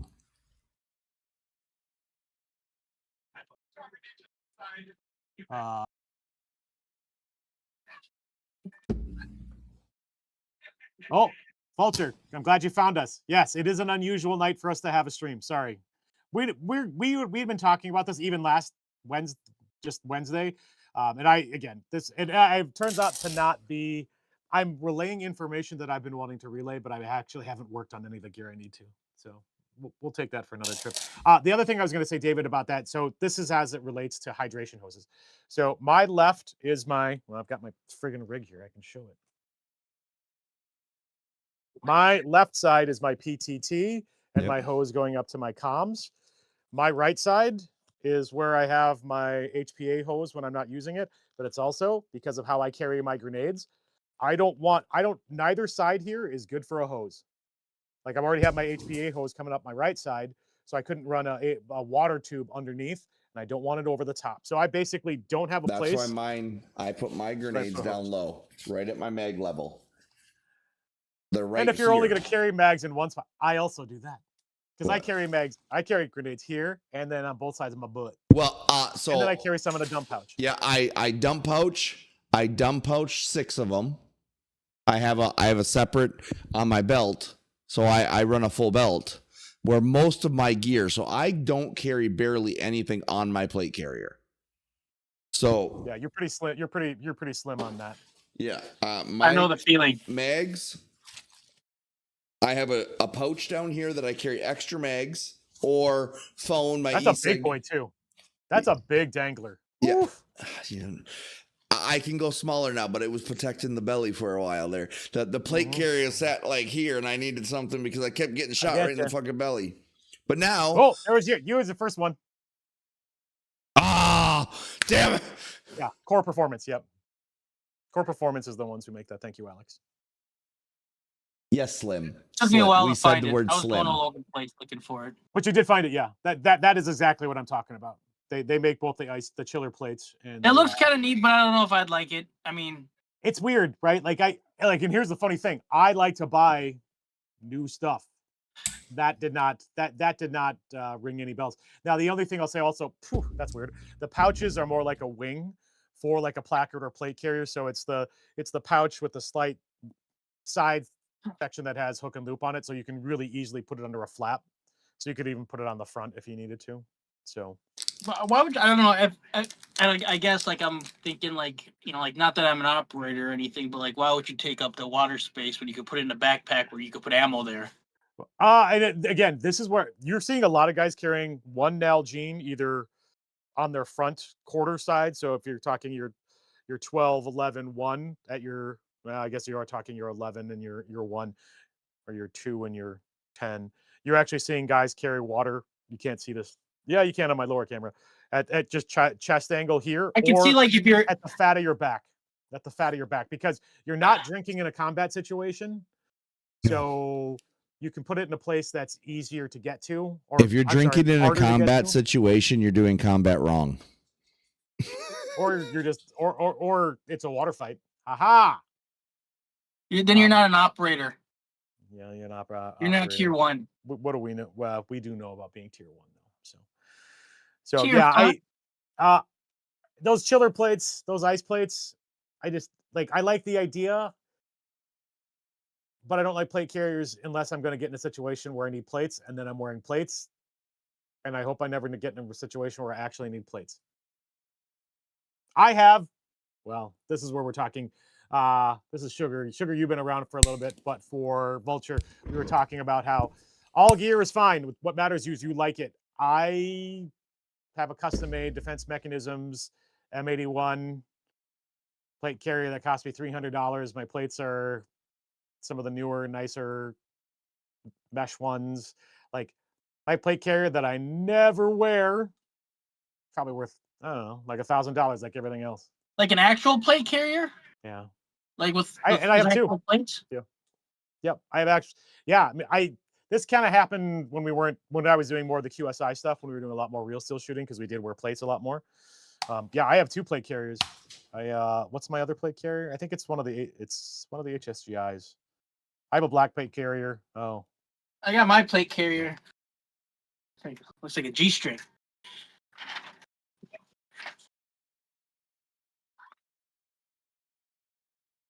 You're confusing and scaring me. Yeah, that's one of those skeleton rigs, those skeleton chest rigs. I'm gonna turn my Xfog on and not even hear it. You remember that? Say that one more time, Alex, and then we'll go to David's. I did my level 3 plates at the Airsoft convention a long time ago. Oh, did you? Yeah.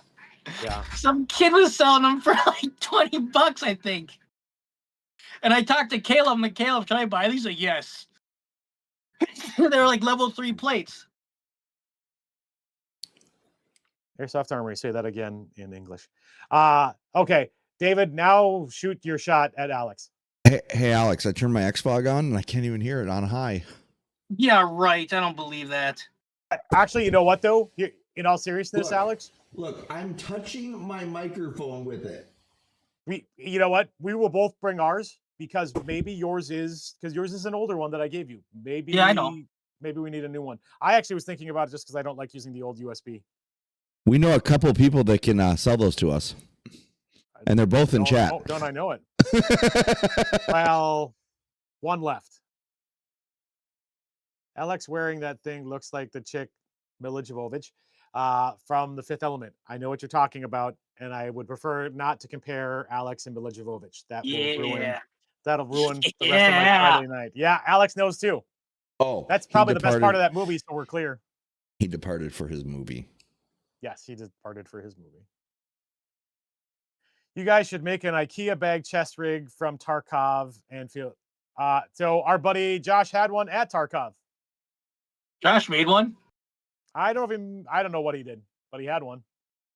Like a chest rig, or like a Vietnam style. Guys, if you don't know who Helicon Tex is, Helicon TEX or HELIKON Tex, they're out of Poland, I believe. It's Gabe's. It's Gabe's arm. Yes, it's my arm. Look at their gear. You can get it on Amazon because of tariffs and shittery. Supplies are kind of light in the US right now. Helicon makes some fantastic stuff. They make a jean material placard and dangler system, and I kind of wanted to run that, but I don't wear jeans on a good day in the real world. So, but just having a jean rig would be funny. Didn't they make a bunch of stuff like uniforms and everything? Oh no, 100%. Yeah, I have some rain gear from them. I have like my fob bag. Up until I just bought that 511 bag. My fob bags, my travel bags are usually the Helicon. I don't remember. They have a ton of stuff. It is not cheap, but it's also not super expensive. Going back to gear again, what you're willing to pay is all personal. This is why I'm not going to shame anybody, because I spend too much money. So I totally get that someone will look at a bag that costs $80 and go, "Are you crazy?" And I will look at a bag that's $400 and I'll go, Yes. I'll try it. I have $300 bags in my closet that I've never used. Like I bought one of those really awesome Haley medic gears or medic bags. They're super nice. Actually, Caleb bought me one. I bought a clone. Caleb bought me one to put our 320s in, our 320 grenade launchers, and then we decided we weren't going to use them anymore. Or actually, we can't use them at GAG anyway. So, yeah. Oh, what'd you do, naughty? Oh, who's naughty? Oh, yeah. He might have retracted it himself. Oh no. Oh no. All of them went. He did something. How did he get bumped? Did we ban him? Did we ban Airsoft Armory? I knew this day would come.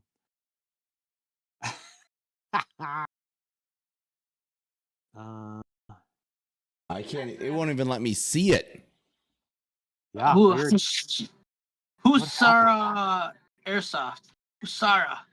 Husaria is southern Minnesota. That is Marshall. Oh. Oh, listen to it. That was a different language. I mean, Husaria means something. Yeah, I don't know what it means. Well, you could look it up. You got a computer. Don't feel like it. I don't feel like it. Is that your helmet? Is that your regular helmet? No, it's a different helmet. No, this one? Yeah. No, it's a different helmet. Yeah, I was gonna say I don't because that's This is my bike helmet. That's your what? This your is the bike helmet I used for. Oh, okay. So who is currently operating the Airsoft Armory account right now? I'm curious. Because something happened. Well, yeah, no, because if it's John, like it probably got redacted for spelling.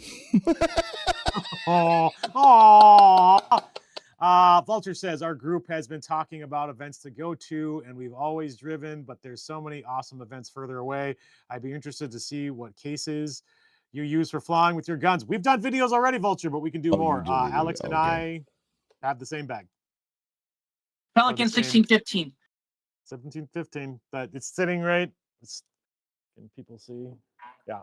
We fly with Pelicans, usually smaller ones for some gear and larger ones for all the rest of our gear. We fly with our guns. It's not been a problem. Different levels of interest. It's a lot easier than you think. Oh yeah, 100%, 100%. In fact, usually what it is, and I think the first time we did it, Alex, in our heads we had this whole like they're gonna make us wait here and they're gonna talk to us and there's gonna be cops and nope, none of it. Hey, all right, just go wait over there for 5 minutes. If you don't hear any, like it's actually got to when we were leaving. Where were we leaving? Where they're like, just sit here for 10 minutes, and if we don't come out to talk to you, you're fine. And I was like, Georgia. They just don't care at all. So Georgia, we had to wait, and then or maybe that was Texas. Yeah, Texas, because they don't give two shits. Texas. Yeah, Texas also was like, all right.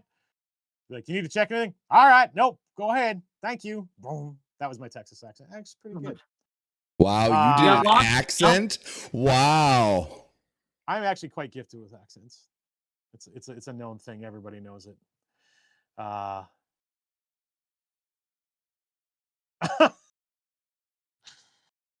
Okay. So it's the boss.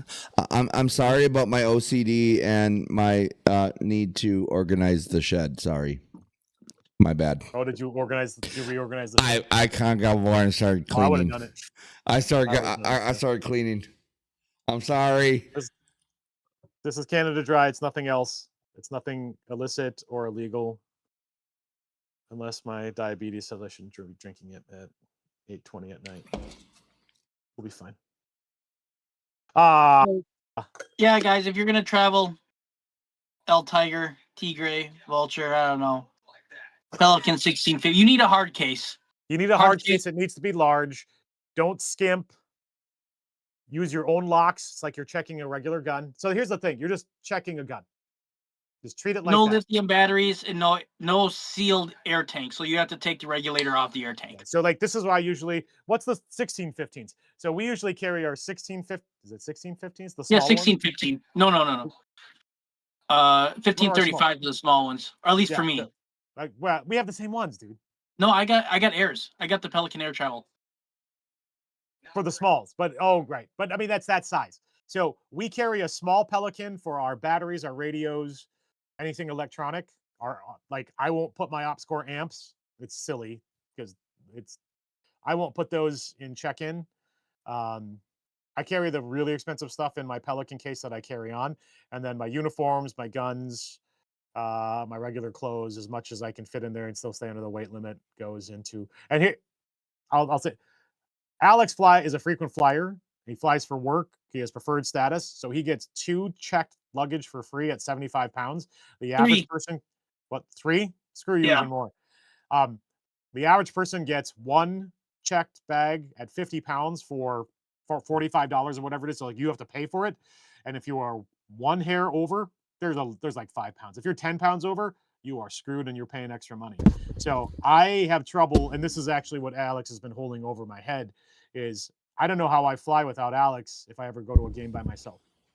That's what he uses me for, and the hotel rooms. I mean, I got the hotel rooms at Starburst so far because those are super high level and expensive. I booked mine $300 for the same place. It's not an expensive hotel. It's good. No, and you're getting multiple rooms, right? Like, yeah, it's. I'm getting 2 rooms. I think that's for rich. Yeah, it's $300 each room for the 4 days or whatever. 4 days. Yep. Yeah. Which isn't bad, guys. That's really reasonable. So going back to how we fly, that's how we fly. We can do a better video. We've done some already. We're usually a little more flippant about it, but yeah, if you go back and look at some of our older videos, we have totally talked about it. And we'll probably do it again. I don't see why we wouldn't do it again. Yeah, I mean, as we higher quality now. What's that? Higher quality now. Well, more eyes. Your Starburst after action this year will be high quality. This is true. It'll be a 3-hour brain dump.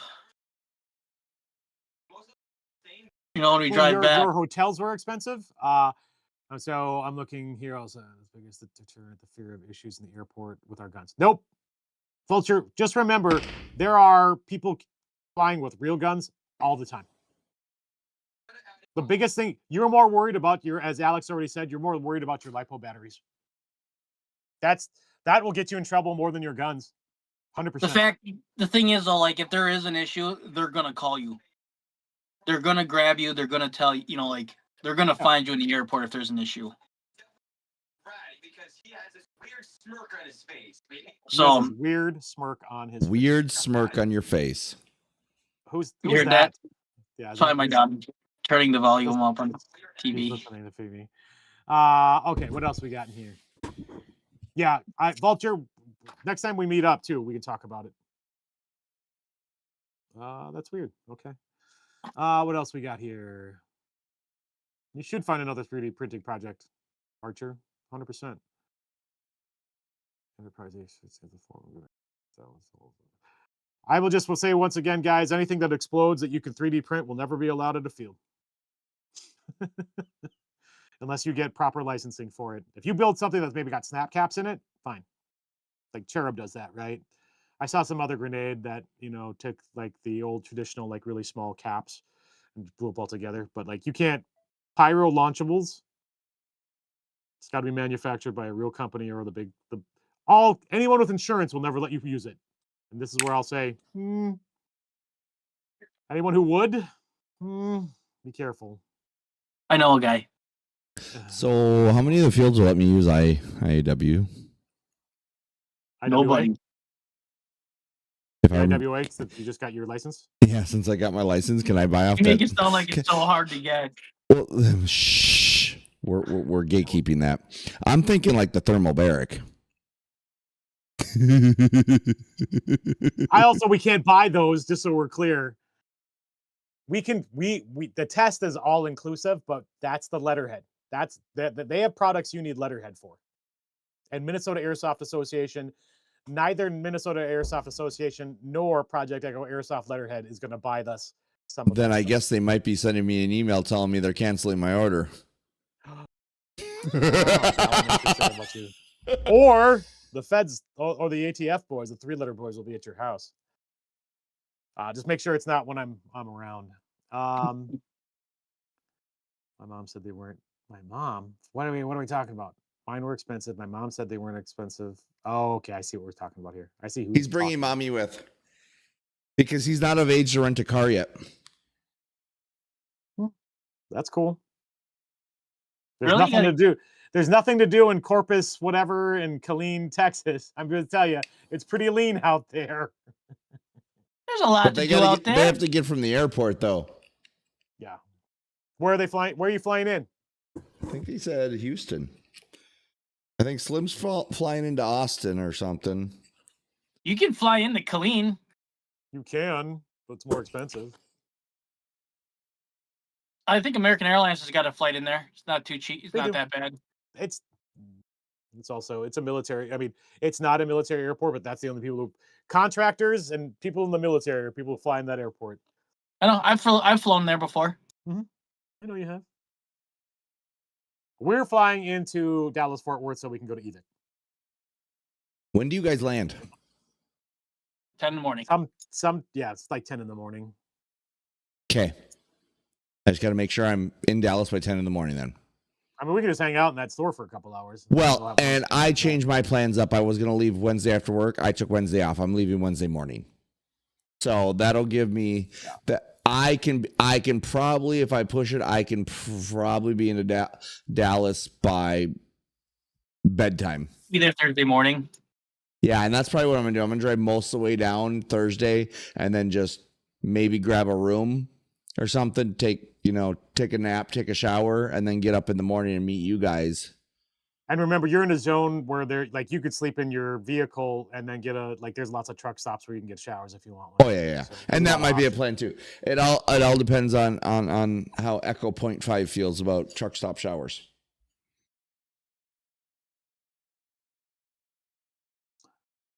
$3D printed taggins. I know. And you might get away with it until you don't. This side needs to get shortened. Gabe and Alex in Texas Evic for hours sounds dangerous. Really, not for me. It's really funny. No, I mean it will be more this year because I'm going to buy more. We almost bought a bomb there. I shouldn't say bomb, but Ixnay on the Ambe. Hey, don't worry. I'm leaving extra space in the trailer for Evic. So like again, those huge. The only reason I would buy those mock props was because they're their legacy. I do not think I'd ever play with them. Well, then you were Mr. I'll buy both for $600 or $500. We'll buy both for $500, and they were like $500 a piece. Yeah, because one was broken. Yeah, I fully understand all of that. All right, first of all, we got to tell these people this thing was sweet, dude. It changed colors, somewhere. And then when it was getting ready to blow up, it was we posted it. No, but we weren't didn't get to we weren't famous then. Yeah, we weren't famous. Yeah. Okay. It would change colors, kind of from what movie is that from? It's probably like The Rock. No. It was where the two things mixed together. Yeah, it's I don't know. Two agents. One of the Die Hard movies did it. Well, either way, it looks like two agents were mixing together to make some. It was like a liquid. Wow, I so thought you said you were mixing two Asians. I mean, tangentially Asians. Yeah, it was cool. It wasn't worth the money, and I had other things to spend money on. No, we also had to get it up back to Minnesota. We could have sent it home with Rich. They would have shipped it to our house, your house. Yeah. So anyway, it's interesting being at a store where they had an Evic, and the Evic Dallas is a shipping hub. So not only do they have just a metric crap ton of stuff there, but then you can also say, hey, do you have this, and refer to a catalog number, and they might have it back in the warehouse. So we didn't actually buy much. Truthfully, they had a bunch of 3.2 BBs, Bushido 3.2s, which we haven't seen those in a little while. So I bought those. What else? I have a toilet paper holder that I'm still using. I actually should have bought one of those. I'll be honest. I didn't want the Gucci one, but I should have bought one of those, if I'm being completely honest. I liked it. I still use it. I used it today, actually. I think I bought some kind of flash hider that I wanted because they had them in stock and I could see them. I think I bought a shirt. I think you got a combat shirt. Yeah. But really, Condor? Guys, it's... it was Condor. I think it was Condor, yeah. It was a Condor shirt. I actually highly recommend going to any store you can, but the Evic stores, I know that Alex has been to some that he was not impressed with. But no, I was impressed with all of them. I thought they were Hey, careful! I think I wasn't impressed with their main. With their what? With what, Alex? I said I wasn't impressed with their main store. They're their flagship store. I didn't really like that store, but I thought Las Vegas was awesome. I thought the other store, their outpost in California was really cool. You know, like just the output, like the main store was just like it was like too big, and it didn't. You like feel, I don't know, it doesn't feel like warm. Like you know, they're not like it's so big that like So they don't Dallas. even care. Dallas is overwhelming. They have so much shit on their walls, guys. You won't see everything. Vegas felt that way too. Though. I will say Dallas was a close second to like you know like what okay. the main e-bike store is, but the guys in there wanted to talk to us, and you know they were excited to talk to us. Yeah, actually, after some point, we actually engaged with them, and it was actually a ton of fun. You know, like there, like that at that store, it was just like take a number. You know, like the main e-bike store, like take a number, okay, and then what are you looking at? So, yeah, but like we made a point of making sure that for Starburst, which is in October, that we'll go through Dallas, so that we can stop at Evic. Thursday we morning. Did both. Like we're stopping at Evic Thursday morning. Like we even decided if we go to Houston, we were gonna go to e-bike. Yeah, because Houston has a store too. Like I am on the hunt for any single action armies that they have. Even if they have like one of the weird 14-inch King Arms Buntline specials, I'm gonna buy one. Just because on Sunday, you're definitely gonna have to help me because I think we're out to shorten these houses or change some things up, but I can't do it. I need like 17 hands and 47 eyeballs. I was literally like, here's the key. Hey, for anybody who buys the B-Fly mods or not, and you're just working with your Xfog, if you're ever cutting if you're ever cutting the tubes, cut them at like very small increments. Because the worst thing is you're like, oh, I need this much, and then you put it up, and you're like, that was too much, and now it doesn't fit right. So that, ask me how I know. So now we're just mostly doing questions, but it's still, they're all good questions. I don't know where Airsoft GI is in Texas. Are they in Texas? Yeah, there's a Texas Airsoft. And I will bring my extra parts because I have a couple other things for you, Gabe, too. Oh, for B-Fly? Yeah, I can throw them in my bin. I have a couple extra things for you. Are those covers for the tube? For on your helmets and stuff? Helmets. Plain old gonna wear a helmet. You're gonna wear a helmet at Starburst, ain't you? No, God no. No? I'm the one shooting the pyro. No, I figured you'd wear one so we can finally put a camera on you. I'll do it some other way. I'll figure it out. Oh, okay. Airsoft GI is in Texas and in Dallas. Oh, are they in Dallas? Yeah. Well, okay. We just got to prepare ourselves. It's only a 4-hour drive down from Dallas, right? That's not 4. Oh, it's northern Dallas, though. So it seems like it's kind of far. But aren't we going north from Dallas to Killeen? We're going south. South. Yeah. Oh, never mind. They're permanently closed. So that location's well, that makes it easier. Good. Thanks for cucking us, Joe. Appreciate that. Thanks, Joe. And welcome, Joe. Good to see you. Yes, John, we figured because you didn't get redacted. What else we got here? Does anybody want to ask us something, please? Ask us something. I was trying to think of what other. Hey, here's another thing, guys. So hit that like and subscribe button. I mean, they're already here, so probably share is the bigger one. So, guys, go over and like Project Echo. I need to catch up. What's that? Yeah. I said, go ask mine. I need to go catch up. Oh, you got yours out, and you got your batteries disconnected. Yes, I'm going to be doing that video. The problem. Yeah, I have run into the problem, guys, where though my unit is, though my e-shooter is fully charged and it's on sleep mode, at some point it actually stops waking up, and you can't connect it again with the app. Online, they say what you should do is disconnect the battery leads, which is 100% what I've been doing, and now I'm just going to store it like this. Well, and then you don't have the problem of it waking up and smoking and getting all full of gunk, because that's the problem I'm having. So I'm going to actually be shooting a video here on cleaning. Yep. Yeah, I actually had to clean. So if it doesn't wake up via the app, you just press one of the buttons on the bottom and it wakes up. Mine doesn't. Oh, have you updated to the 3.0 software? Probably not. Oh, that would. Speaking of cleaning, I cleaned my barrel for the first time in like 10 years. I don't think I ever cleaned my barrel. My airsoft. For what gun? For your primary gun? For my primary. Wow. And the same. It was terrible. Not at all. I think it's a myth to clean it. I've the guys on Reddit who are like, "What should I use to clean my barrel of my gun?" And I'm like, I have not cleaned the barrel of my gun. I think it's a myth. But then again, you know, like I use a wide bore barrel. But so it doesn't matter. We're shooting polished barrels, shooting non-dirty, non-corrosive, Speak for yourself. Well, that's just your attitude. Going back to these e-shooters, I'm gonna actually store mine with these like this. Yeah. And then when I need to go to a game, I will prep it before. But I'm also gonna start carrying both of mine because I have the original. I only need the guts because I like the look of the silo, but I'm gonna start storing all mine with my batteries disconnected.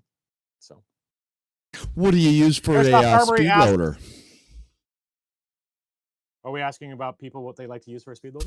Yeah. Alex, what do you use for a speed loader? I use this thing from Elite Force called the Speed Loader. No, I don't use that. If anybody knows what I'm talking about. Is that the... Yes. Yeah, the shotgun-y type thing that was so weird.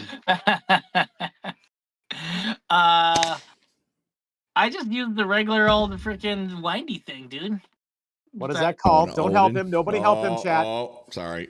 I don't know, windy box? Windy guy box. That is 100% what they marketed it as. Let me see what it's called. Oh, jeez. So myself, guys, yeah, Sidewinder. Sidewinder.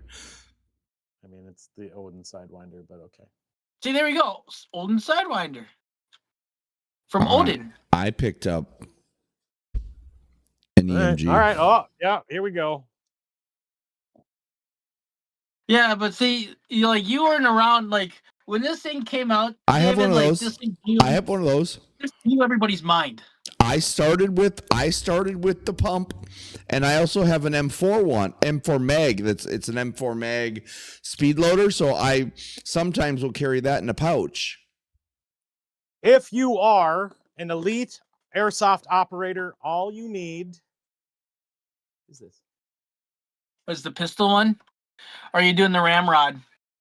All you need is a ramrod. No, that's total garbage. I actually have that for emergencies. So here's my Odins. Here's my Autobot. Here are my spare gears.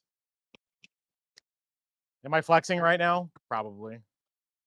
And then I actually, so guys, usually what I do is blue is for my tracer rounds. So I usually carry blue for my tracers, red, and the brown's the one I carry on my body, and the red's for my primary rounds. Hot take. I got a ramrod. Hot take. What's your hot take? Tell us. Stop loading on the field. What do you mean? FOB and CPs only. Because you're just... Depends on the game. Yes, but I think honestly, okay, open play, whatever. If you are doing anything mission-based, you should have enough ammo on you. No. Someone has never played a hard defend game where you're but you are going to die. Then the deal is you should be taking your shots wisely. Nope. This is why I carry a 1-joule gun, so I can just full auto spray and pray. I can't hit crap. I know, but I like the fact that, or having someone that has, like some of the other games like Milsim West where you have to go and get your ammo and then you have a certain amount of ammo. But I personally feel that, having a speed, the whole fact of it is that you're low on ammo and you're out of ammo. Now you become a support guy. Now you become someone helping, spotting, and then you have to go back because you're never ending. If you carry, an Odin with 3 bottles in your backpack, now it's just never ending. You're murking them. What I actually heard is David said he hates the never ending story. And how can you hate, Hey, not saying that I'd open playing at certain games. My Odin is not in my dump pouch. I'm just saying. So like usually, I'll be honest. Actually, I usually don't carry an Odin on my person. I usually have it in my fob bag at the fob, which is where a lot of people are. And that's mostly because I just don't want the extra weight because I'm already carrying extra weight. Vulture asks, for something like Starburst, how many guns do you bring? Even small, close to home games, we often bring a backup just in case. But for traveling to big games, how many guns do you bring? Alex, how many guns did you bring? 2. 2 primaries, a primary and a backup. And did you bring a pistol? Yeah, I did bring a pistol. I don't think either of us carried our pistols, but we both brought them. Yeah, I brought my one SMG, but it worked terribly, like terrible. All right, you brought your Uzi to GTI to Stonebridge. No, I brought my DOE. Okay. Oh, right. That's right. David, how many guns are you planning to bring for yourself to Starburst? It's gonna be, yeah. So here's the thing, David. This is David's first large event out of state. I think he's gonna overpack, but he's also got a trailer. I am gonna have my 2 primaries that I normally have. I'm gonna have my Arcturus AEG. That'll probably most likely be my primary, and then I will have my HPA DMR. Well, I'm gonna set it up for DMR or just a little bit longer range. And then I will have, if I get it in time, I will have a backup Arcturus, and then I will have my daughter's gun in the trailer, just in case something happens to somebody. And then I believe there's a couple other guys on the team that are going to have us that are like, hey, if you want to bring it with, and I'll just put it in a case and it'll be on my bottom shelf. Because again, we're gonna have how many people with us? You never know what's gonna happen. I usually go with 1 primary and 1 pistol, and then a wad of cash. Yeah. This time, I bought the new Elite Force, Humorex Elite Force MP7A1 G3 made by VFC. I bought this AEG as a backup to this, so I could use the same mags. And here's where I'll say I have to clean my mags. Here's my fucking. There's my second, my first F. There's my 16 MP7 mags. What is policy? So I can run it. How many mags? Is there a mag? Use many you want. They do not care. Oh. Just can't have high caps. You can't have mid caps unless you're me. I mean, because now you're going to be bringing your DMR or your SMG or your LMG. Anyway, so I usually don't carry. I'll be honest. The whole concept of bringing spare guns on top of spare guns to me is a hassle, especially when you're flying. So even carrying a second MP7, make sure your guns work. That's the thing, right? Like I'm going to send my second MP7 probably with David, but I'm going to carry all my primary gear, and I will have probably my AAP-01C because it's small, and I will probably not bring it. I will bring it, but I probably won't wear it, and it's more there for emergencies or night games. Sometimes for the night game, it's nice to have a pistol. And when I say night game, I'm talking about the tier 1. So I tend to go lighter with guns, but I bring a crap ton of gear. And I will be bringing at least, actually now, I might bring 10 cases of grenades because I will probably sell some there too. I will use 1 case myself. I need 3. Or three sets of 25, so make sure though. Oh, so a case and a half, yeah. I need a case and a half. I will run a case by myself, and I will bring more because I could totally see myself going to another case. I don't know. I feel like if we get into a position like we won't even be like grenading that much. I don't know. We didn't. I will. I'll friendly fire if I have to. Weren't you in that building at the end when they were trying to take the control box? I was throwing grenades out windows. I was throwing them down the stairs. They threw one up the stairs. There was a terrible throw, and I threw grenades back at them. Like, no, I solve problems with grenades. And I was talking to Alex from Mir, and I'm probably going to buy 5 boxes of 2.5 Reapers, 5 boxes of 5 Reapers, 5 boxes of Fates, and then if he has chalks, I'll for sure buy 5, but I might buy a little bit more. Why don't you just go straight Fates? It's nice to have the options. 100%. So Reckon, shout out to Reckon, who is organizing Batteries Not Included on Sunday at Crossfire. come out and join us. He actually was the one who was telling me. So like I don't think I'll use many Reapers at Starburst because if the environment's different. There, you want timed ones for certain shots. Like the short timers are really nice because sometimes the fates don't pop. So you want. I thought the fates popped after 5 seconds or something. Hey, Airsoft guy, we don't call it Mexican Drug Wars around here. It is the Drug Wars. Yeah, it's just Drug Wars. No one should call it. And you have it, and that is October 4th. It is, yeah. 3rd. It's October 3rd. First, whatever the Saturday is. 3rd or the 4th. I think the 3rd. That's the same weekend we're gone, right? No. No. Starburst is 9th through 11th. So yes, it's so. First weekend is Drug Wars. Second weekend is Starburst. Third weekend is Legends of the Valley, whatever expedition. So I bet you'll be Bravo. John, are you still on? Is the third Legends of the Valley going to be Expedition Bravo? Because the one coming in August is Expedition Alpha. So Gabe, do you want a cool 3D printed item? Did somebody offer one or no? Well, I will. Oh, does that make it bulkier? Is that where you put your battery? Yep, bigger battery. So it will. It comes. Obviously it'll be different for yours, but mine. The Alliance, Project Echo, and then I gotta figure. This little battery's been fine. This little battery's been absolutely fine. Right. The best part about it is when you pop. Yeah, what battery size are you running? Oh, I'm running the stock right this second, but I can go a little bit bigger. The nicest thing is right in the bottom.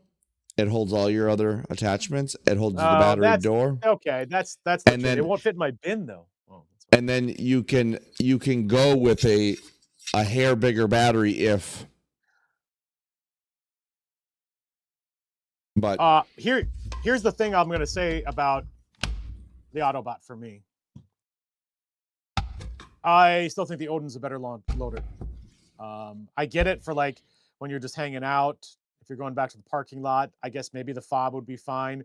I'm always a little nervous about something I can't control when it stops. It does spray out BBs. But I use this when I was doing my videos for the KT40 and for the Master Mic. So for loading shower shells, I thought it was wonderful. I just don't do that often. So I'm not convinced I will use it outside of shooting videos. Did you know? You probably won't see it with me on the field. Did you know that there is a nice little feature for unloading? I know. I actually have more 3D printed, so I keep one on there and one on there. So, but I plan on buying more of these when I get the other trailer, and I'm gonna have these set up for BB weights. I can just keep them in the trailer in their ammo in the ammo cans.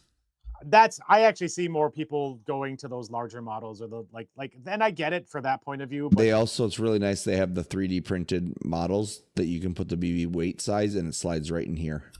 Yeah.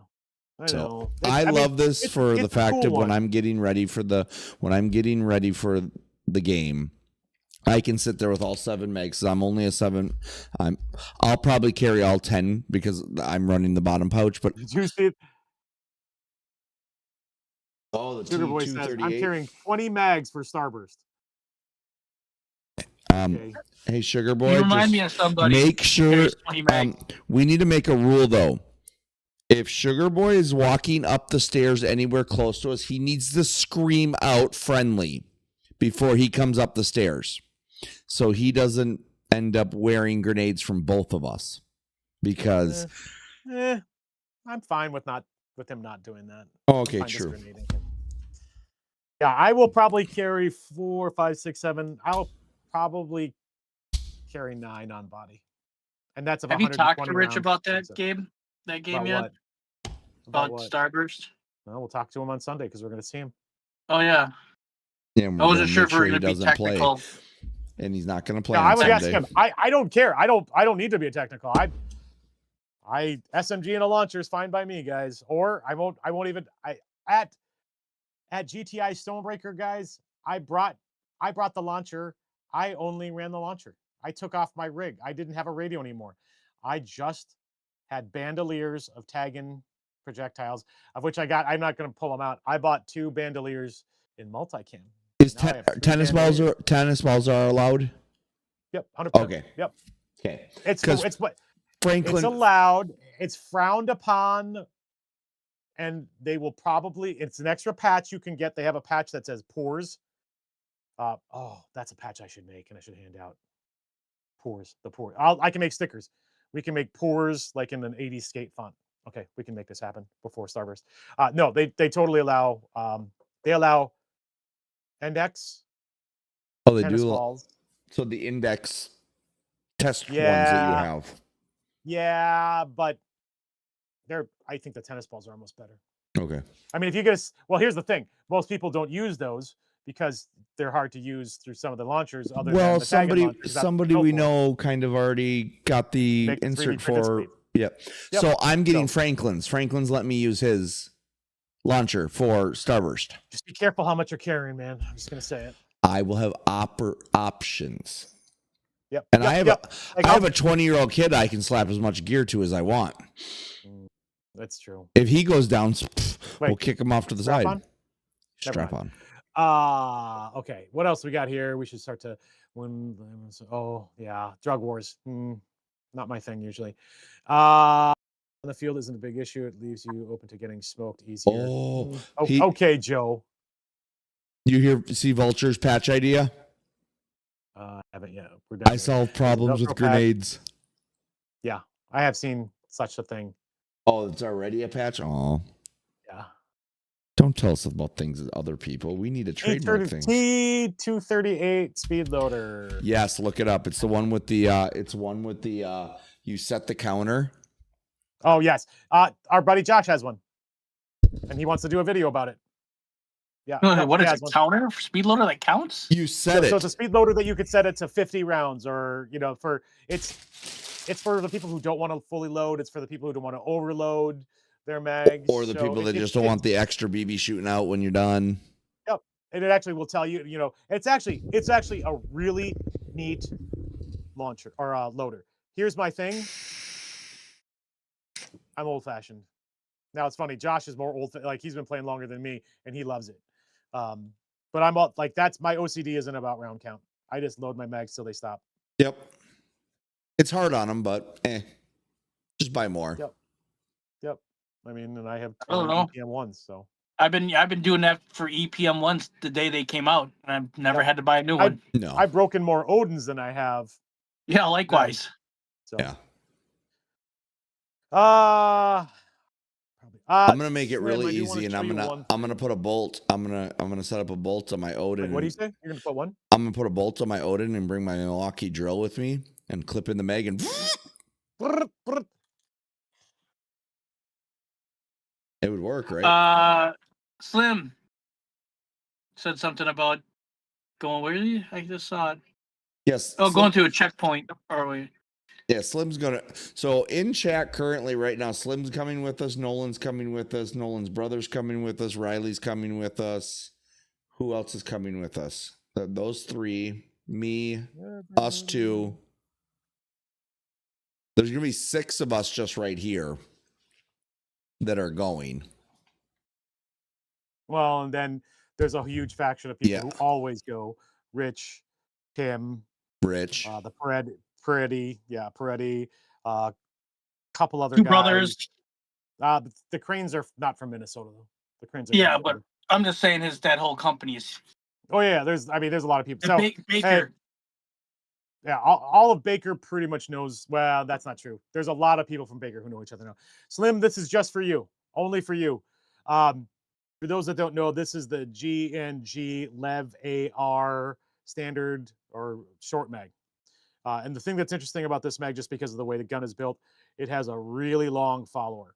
And don't get weird about it. Don't get weird about it. Slim, I took one of the older EPM ones, and I put, so this is one of the 1S's, but it's one of the first, it's one of the originals that's the straight mag, and I don't use these very often, and I put the follower in it. And it works as well as this does. I get more shots out. So now I'm running these these mid mags. Let me grab a gun. I'll show it.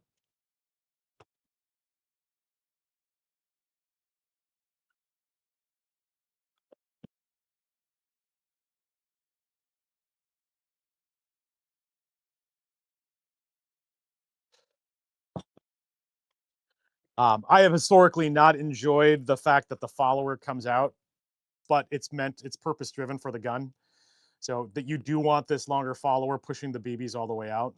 The one thing I'll say, Slim, is this is just the spring isn't as strong as the one, because it's clearly a smaller spring in this one, but it does feed more rounds. Doesn't feed them all. I'm still working on it, but I wanted to try the basic form function. And so this is, guys, that short round. Not even sure how many rounds it is, but like, because the Lev AR allows you to put AR mags in it, I love the look of this. That is sexy. Another straight mag. Oh, and you got a short barrel on yours. Well, this is actually the same one that Slim's running. He just has a can on his. So this is the original Lev AR7. I thought for some reason his was like another 3 or 4 inches. I must be thinking about something else. It's 3 or 4 more inches long. But this is how it standardly looks, which is fine. And I like this much better on the long version, which I will bring my long. You got the short stroke on that one? I had the short stroke on both, actually. So I got the short stroke kit from Seth for a second one, so I didn't have to order another one. So that's the stroke on this rather than all the way out here. Are you running your E shooter on that when you run it? On this? Yeah. No, so this one comes and it's a really interesting front end. I don't know what the hell goes on this. Like, I haven't measured it on a caliper. I know it's some special can. I don't know what's supposed to go on it. It's a G&G thing. I was kind of looking for one. But like, I don't have a can. So I mean, it just screws on, right? I could put any front end I want, and then I could put the E-shooter on. I have not. And Slim said he's got 9 inches. Just the 9. Yeah. So like, and this is the other thing, right? You can put any AR upper on it technically, but I would only put other G&G uppers on. And I was gonna grab my Lev R16, which is now like a Lev R24, or Lev R430 at this point. But I'll bring it to. I'm bringing my long gun out to BNI this weekend, Slim Tack. So just to show you. So Franklin's here now. Yeah, now we probably should end the stream. Yeah, I was gonna say. Now that he's found it, it's not cool anymore. And actually it is. It's about 9. Actually, it's after 9 now. We did pull out a lot more stuff. We talked about stuff. I don't know that we did work on stuff. I did. Yeah, Alex and David actually workshopped during the workshop. I see the things I was going to do and that I didn't do. So I did not do it. But different kind of stream. Did you guys like it? I realized it was a little short time for the announcement. Hey, we just know who our true fans are. Yeah. I mean, Franklin, you missed so much. You're gonna have to watch it in replay. I feel I know he actually does, because I'll try to call him and he'll be like, I was just watching the stream back.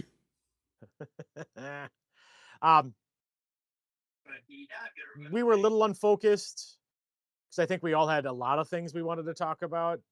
But we already talked, like, we'll do something about slings, right? We could do something just around slings. I still want to do something just about holsters. Was this kind of stream interesting? I still think there's some. We were going to wait till fall. We talked about waiting till fall. I think there's some things we could cover before fall. I think, honestly, you guys saw us mess with the B-fly stuff. We talk about it all the time. I know I've done some videos. David's done some videos, but we haven't really shown it off. David was still like kind of perfecting his. Yeah, so we actually 37 more hands and 14 more eyeballs. So Sunday. Hey, you've got multiple hands in your house. It shouldn't be that hard. Again, if this was fun and useful, we'll do more. We'll see. Like the second camera thing, both David and I are testing out some things so that we can do, close-up shots. And is this actually any good? We'll see. But we want to do something that's not as, I mean, it's still chaos. Like, look at Alex. I don't even. He saw a squirrel. How do you guys feel? We were workshopping the idea of Monday through Friday every night doing a stream.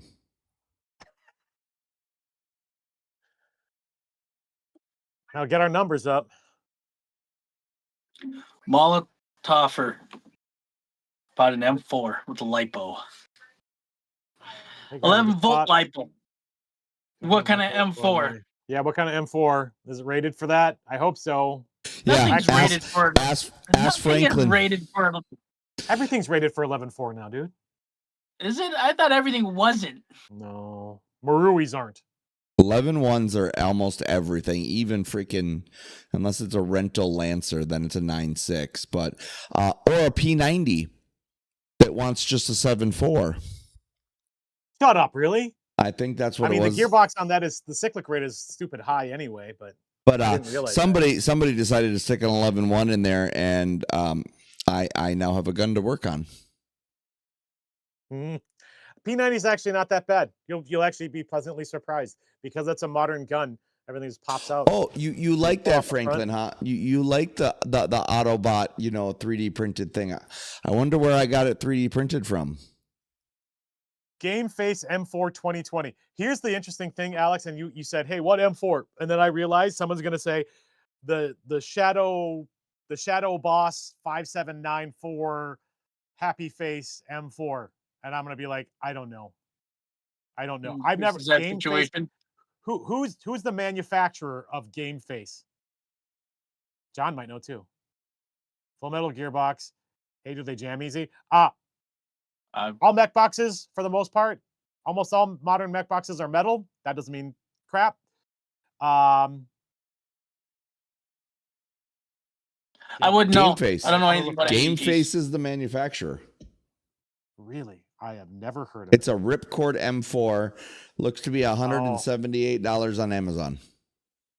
And I see it on Amazon. Okay. Does it say it's rated for that battery?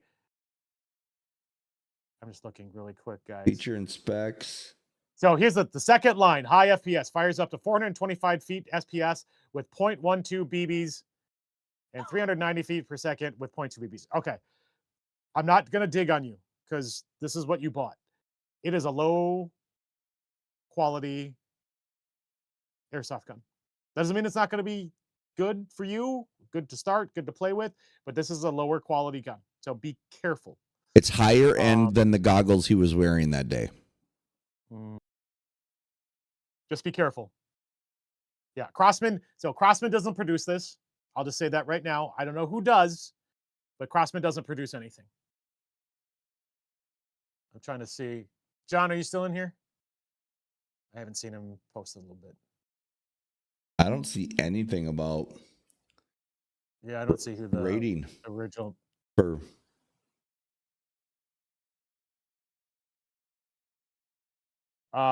I would almost say that if it's Tamiya, it should be a 9.6 probably. Yeah, I can't see what battery there's a show down here. What they recommend even? No, I see nothing in. I wouldn't know. I don't know anything about AEGs. You do, dude. I do? Yes. You know you wouldn't buy a Crossman from Amazon. The only thing that's AEG is the minute I buy it, in the 10 minutes I have it in my house. And it's not about that. It has nothing to do with that, Alex. This is a very... I'm wondering... Battery component. Molotov, where are you? He's up in Bemidji. Yeah, there's nothing up there for him. I was going to say he'd be better off buying a Lancer. He came down. They drove the 3 hours down to go to Nightshade. That's right. He was on shop classes. Yep. Okay. I remember. Yeah. You'd be great kid. You'll be fine. For what you're doing, starting off, it'll be fine. It is lower quality. Don't put it that 11, but might be too much, man. Quality for price. Quality for price, he's probably spot on. Yeah, because a Lancer is probably going to be another $100. Maybe. I was going to say you get something for $250, $275. Is D-Boys still is that still a brand, D-Boys? No.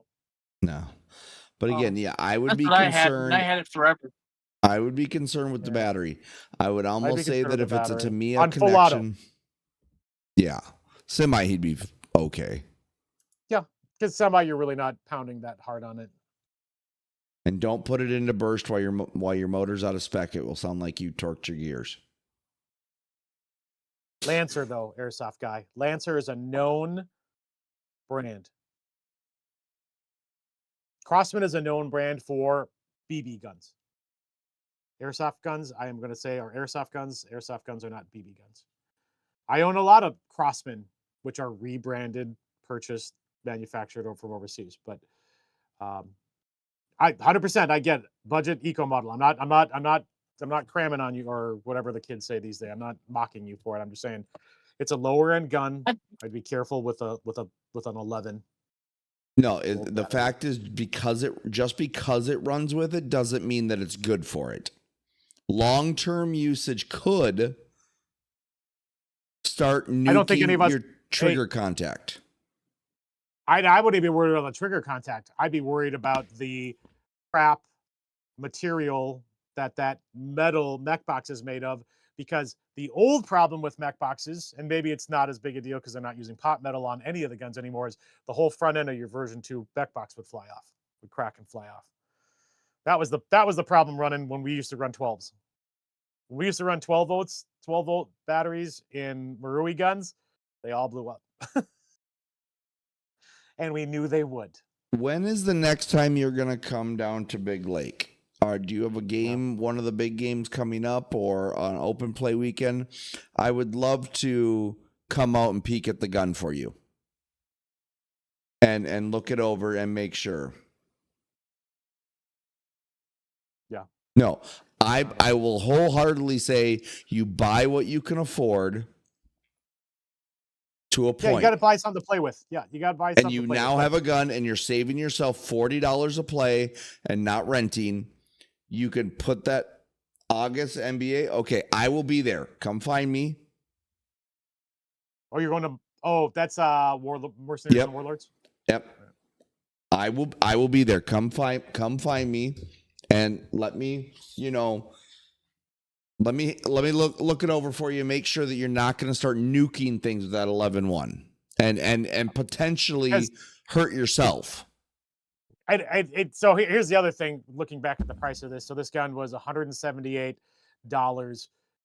If that gun blows up, and when I say blow up, I don't mean physically blow up. What I mean is you strip the gears, you burn out the contacts, the mech box like literally the front of the mech box blows up.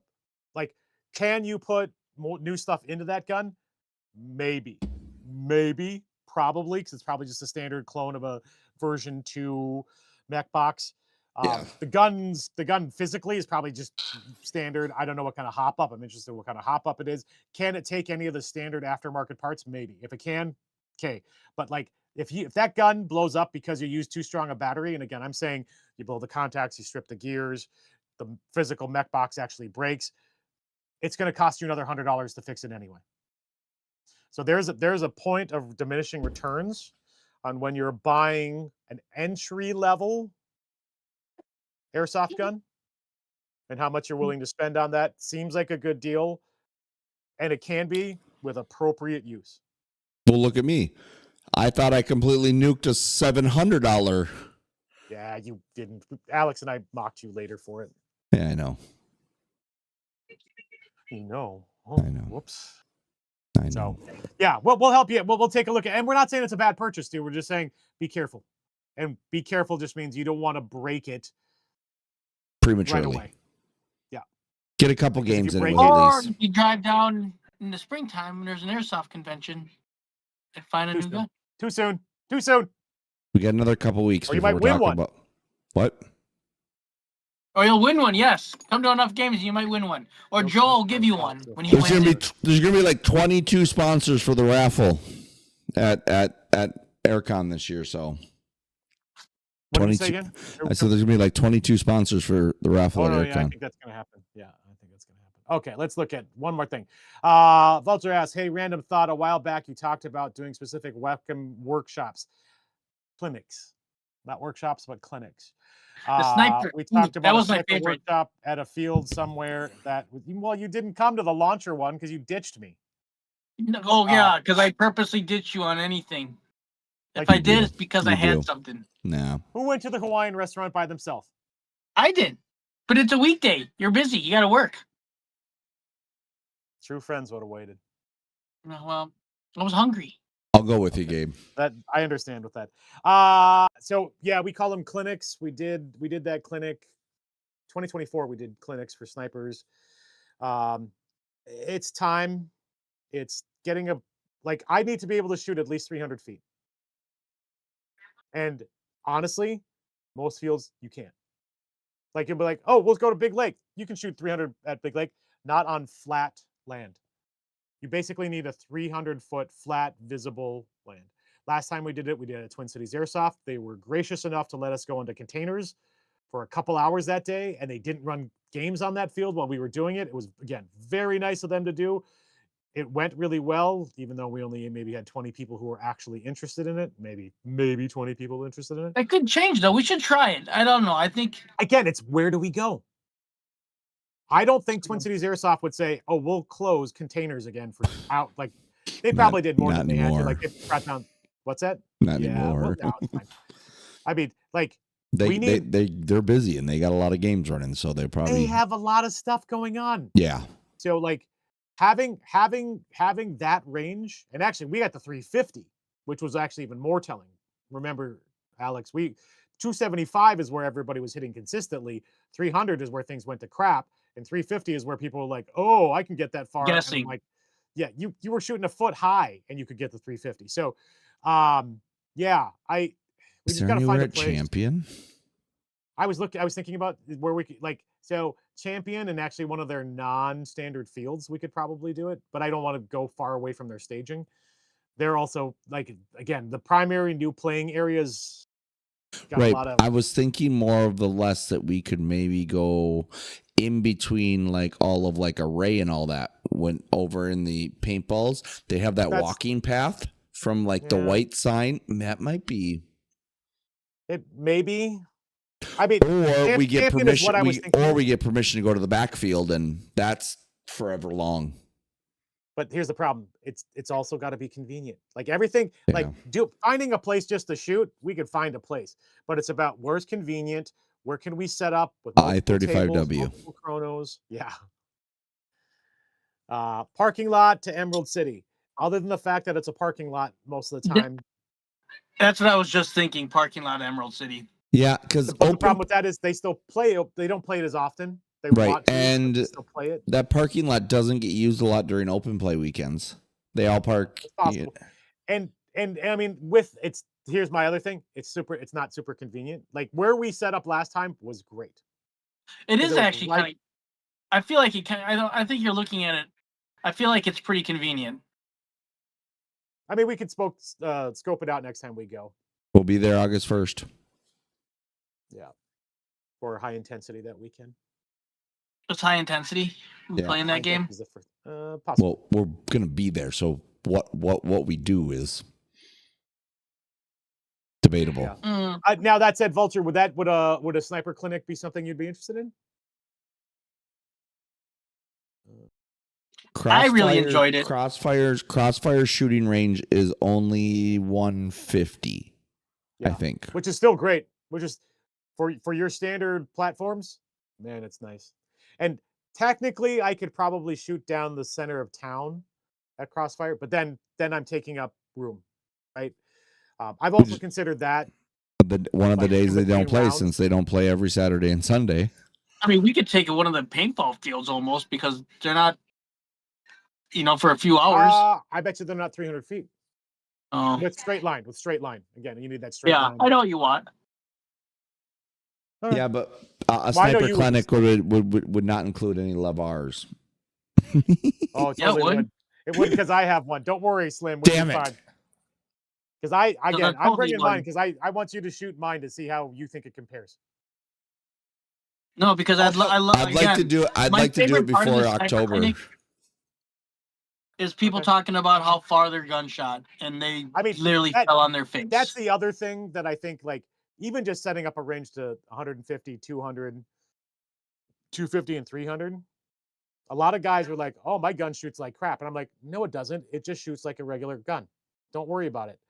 And Yeah, then because I would love to dial in. I would love to dial in my HPA before Starburst, just in case. Well, and again, that's the clinic was more about comparison, but it was about having like I got to get more targets, and which is I wanted to do that anyway, but like yeah, okay. Well, that's the thing. Like last time we did advertise it, but it wasn't as popular, and field matters, right? Like field will matter. Like if we pick Crossfire because they can do it, but people don't usually go to Crossfire. That might be difficult for people to get to as opposed to like a Twin Cities Airsoft. This is why, again, if I could think, so John's not on. I was going to say, John, bring out your rangefinder. Find me a flat 350 distance range that I can shoot on with at least two tables, two 10-foot tables, two 8-foot tables. We can do some stuff because that's in town. I still say like not everybody's in town. I get you. I get that, but okay. We should do a grenade clinic. That's more expensive. Although I'll just say the sniper clinic, when you start buying $30 for 100 rounds because you're buying 0.48 Novrich BBs, like it wasn't that it was that expensive but you got more BBs in that. But it was I ordered a bunch of 6.0s. What? Is there even such a thing? I don't think so. That'd be awesome. I got my gun There's to only so high 6.0s. it's not graphite. Yeah, 6.0. Yeah, those things wouldn't even go anywhere. All right, guys, it is 9:22. We hope you enjoyed the stream. Actually, this ended, I think, the best, which was some of you had suggestions of what to do. Okay, so we'll make a commitment now. We will do a sniper clinic before October. Wait. Yeah. And we will do it under the guise of people need to tune their guns for Starburst. So we can double fist that.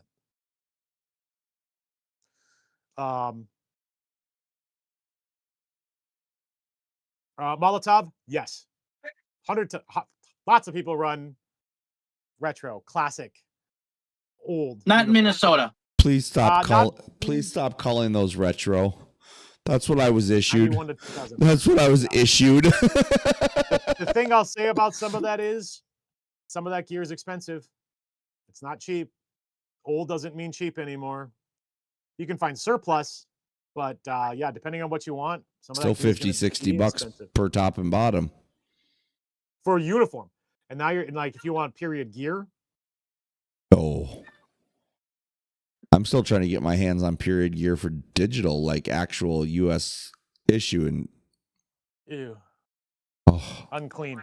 Well, because I was issued DCU BDUs, and then like a month in, I got digital. So I want to get just to have them. Yeah. I want. How do you not have them? Because they didn't issue me. I have a set of my original digitals, but that was 70 pounds ago. Yeah.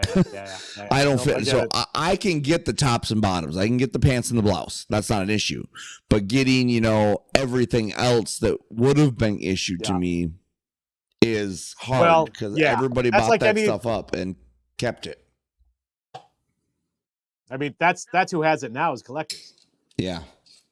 People want to collect the well, the problem is that a lot of the digital stuff, because it was technically still recognizable, the military destroyed it so that the enemies weren't going to use it and portraying, when they were doing the multicam switch, the OCP switch, they didn't want people running around in digital and that, because we had guys running both. So yeah, because there wasn't a lot of those pictures online to figure that stuff out. So that was before there were cameras. Whoa! They were all black and white, so you couldn't even tell what color they were. Okay, so we got some good suggestions here. Well, now people are asking. There's more people and they're asking about gear. Where were you guys an hour ago? Jeez. They were all in here an hour ago, just being quiet. Pony with those. Oh, I wasn't really paying attention to chat either. They were probably asking questions the entire time, and I just ignored them. All right, we're gonna close down, guys. Only because now it's late and I still haven't eaten. I don't know if I will now. I know my dinner's sitting on the stove. Well, there you go. If you enjoyed this, if there's other things you want us to actually talk about, give us ideas ahead of time so we can plan. This was pretty random. I mean, this was very random. Yep. I think if we have something we can dial in on, maybe we can even do like a short hop. Like we're just going to talk about slings tonight, or we're going to talk. Maybe we'll have 2 topics tonight for a workshop. But I mean, I think this went well, and I think again we're getting our banter down. We're getting our flow down. Dual cameras. I think we're okay. Other than maybe I should figure out how to turn it off and on. You can't figure out how to turn it off. Just hit the little eyeball. I need a third screen. Oh. I need a new third screen just for OBS now. I need screens here. Did I ever show you the picture of my? Did I ever show you the picture of my 6-screen setup? I was running 6 screens, 2 separate PCs when I was gaming and streaming. Yeah, like my work computer is 4 screens, and when I have to go to work and I only get 2, it's like the dark ages. So I got 3 40 inches running here. Oh, comms is so rough, Joe. I tell you what, we'll do. So I already wanted. We talked about it last week, or sorry, Wednesday. Last week, Wednesday was last week already. I want to talk about the stuff that goes with radios. Because talking about radios flat, we aren't good enough for. We don't have the expertise. But talking about what you can plug into your radios, your antennas, your PTTs. Make sure if you buy earmores, you have an earmore PTT. Or high impedance. That's all. Right. Yeah. But knowing that kind of stuff, low impedance versus high impedance. I have the code red stuff versus I have earmores versus I have OpsCore amps versus Peltors versus Sordens. Like that week, like that. I'm just going back to smoke signals and a freaking telegram. Well, you do vape. I assumed the vape was for emergency communication. No, the vape is for emergency e-shooter. Blow it down your barrel. I'm writing down Sniper Clinic. I'm writing down slings. And I'm writing it down on paper because that way I'll remember. And guys, you can also ask us questions because Sunday it'll be episode 2 of the Airtism podcast. Yep. Over on Project Echo. So, and the weather will be delightful, and we're not going to die from smoke. Well, we will, just not right now. Yeah, not this time. You may see a lot of different faces popping into that stream. And I hope to see a lot more faces that battery's not included. Yes. If your battery's not included, come up to us, and we may or may not have stuff for you. Maybe. I still got stickers. Yeah. Stickers somewhere. Yeah, I think they're in one of the bins. I need to get the dead rags back. I need to look at something. They'll be in the trailer. That's it. We're not going to do a long goodbye other than to say, Alex, say goodbye. Bye. David, say goodbye. That was, I wish that made it louder. Oh, wait. Thank you. Okay, goodbye. Through his modulator. MAA, Project Echo Airsoft, workshop stream, our first stream. We hope you enjoyed it. We will see you on Sunday at Batteries Not Included. And for those that can't make that, we'll see you next Wednesday for our regular live stream. Everyone have a great Friday night. Have a good weekend. Be safe. Hydrate. Call your hits. Podcast. Locked in. Mask up. Game on. Let's go. Minnesota.